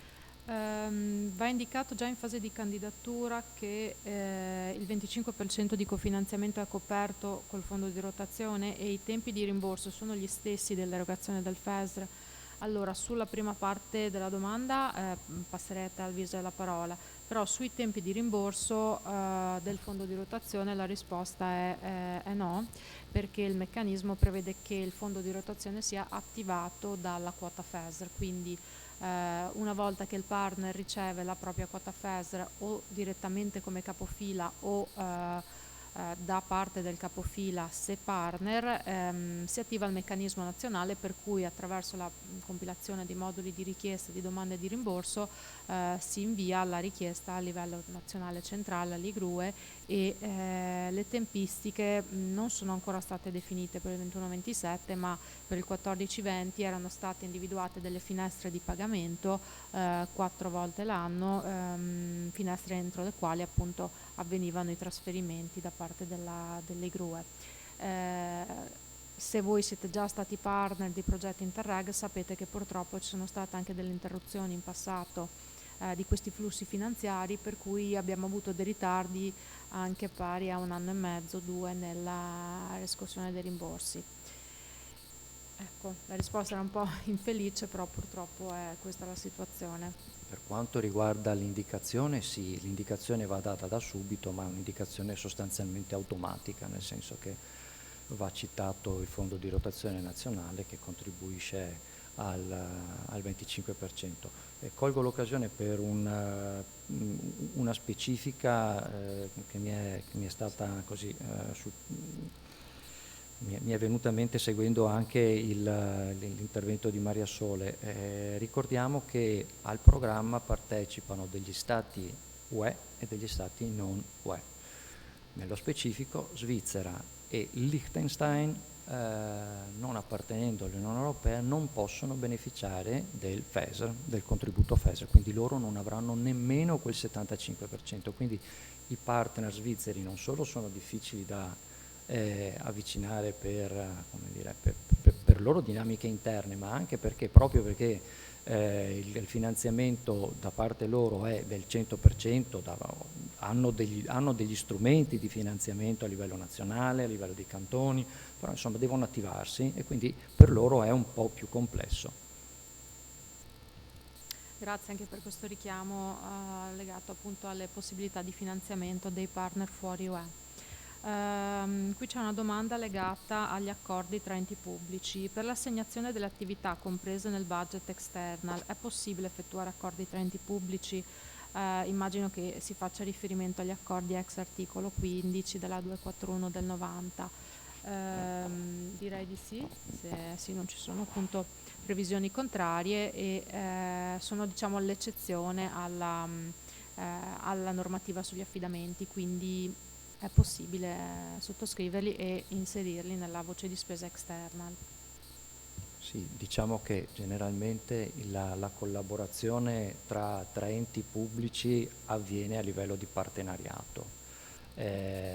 Poi si possono indagare, tendenzialmente la voce external expertise è una voce dedicata a soggetti che vengono messi a contratto, soggetti tecnici che vengono messi a contratto e che quindi collaborano con i partner. Non so se Roberto abbia qualcosa da aggiungere o abbiamo sufficientemente risposto. No, direi che abbiamo sufficientemente risposto. Sì. Anche qua torno a dire sulla parte dei procurement eccetera, bisogna seguire la normativa nazionale che tra l'altro è, quanto ne so, è cambiata di recente, sì. Quindi va approfondito anche con qualche esperto, sicuramente delle vostre organizzazioni, sì, sì. Caso per caso, bisogna vedere poi cosa intendete fare, così dare una risposta generica non è facilissimo in questo contesto. Sì, grazie Roberto. C'è una domanda sulla migliore integrazione dei decisori politici nel partenariato a garanzia della durabilità del progetto, quindi c'è anche un riferimento un po' a un concetto espresso nelle varie presentazioni. Prego Alvise. Sì, in effetti forse sì, in questa corsa che abbiamo fatto questa mattina per cercare di un po' passare attraverso tutti i punti focali della partecipazione a questo bando, sono stato probabilmente un po' frettoloso nella definizione del coinvolgimento di partners politici. Non è necessariamente detto che si debba coinvolgere il politico, ma soggetti che sono deputati alla definizione delle politiche. Poi ovviamente ad ogni livello corrisponde un soggetto adeguato a livello comunale come a livello regionale o come a livello nazionale, quindi poi dipende dal tipo di attività che seguirà il progetto, comprendere qual è il livello di decisore politico che è opportuno avere a fianco e coinvolgere nella definizione dei risultati e quindi dei suggerimenti che verranno dati per la definizione delle politiche di intervento locali sul territorio, insomma. Grazie. E probabilmente c'era anche un pensiero da parte di chi ha posto questa domanda ad altri programmi, per esempio Interreg Europe, che prevede proprio un coinvolgimento diretto di un'autorità pubblica che sia gestore diretto di una policy, quindi spesso anche i confronti tra programmi possono essere utili per approfondire alcuni aspetti. Ecco, qui c'è un'ultima domanda di riepilogo delle scadenze. Il bando chiude il 13 ottobre, abbiamo detto, alle ore 13. Richiamo il suggerimento che faceva il Vise di non aspettare gli ultimi giorni per caricare la proposta, perché sappiamo che abbiamo a che fare con una piattaforma informatica che certamente, facendo tutti gli scongiuri del caso, dovrebbe funzionare correttamente, ma è logico pensare che potrebbero succedere imprevisti, per cui non aspettate l'ultimo momento. Non so se ci sono delle scadenze legate alla possibilità di consultare il segretariato, non so se Roberto o Alvise appunto avete delle informazioni da condividere su questo. Allora, da parte mia posso dire che no, non ci sono particolari date per questa possibilità di contattare per eventuale consultazione JS, basta raccordarsi magari attraverso me per gli italiani e poi direttamente col JS, magari il partner se già è stato individuato e ci si può tranquillamente concordare. Per quanto riguarda le date, allora, sì, la scadenza, la deadline per sottomissione in GEMS è il 13 ottobre.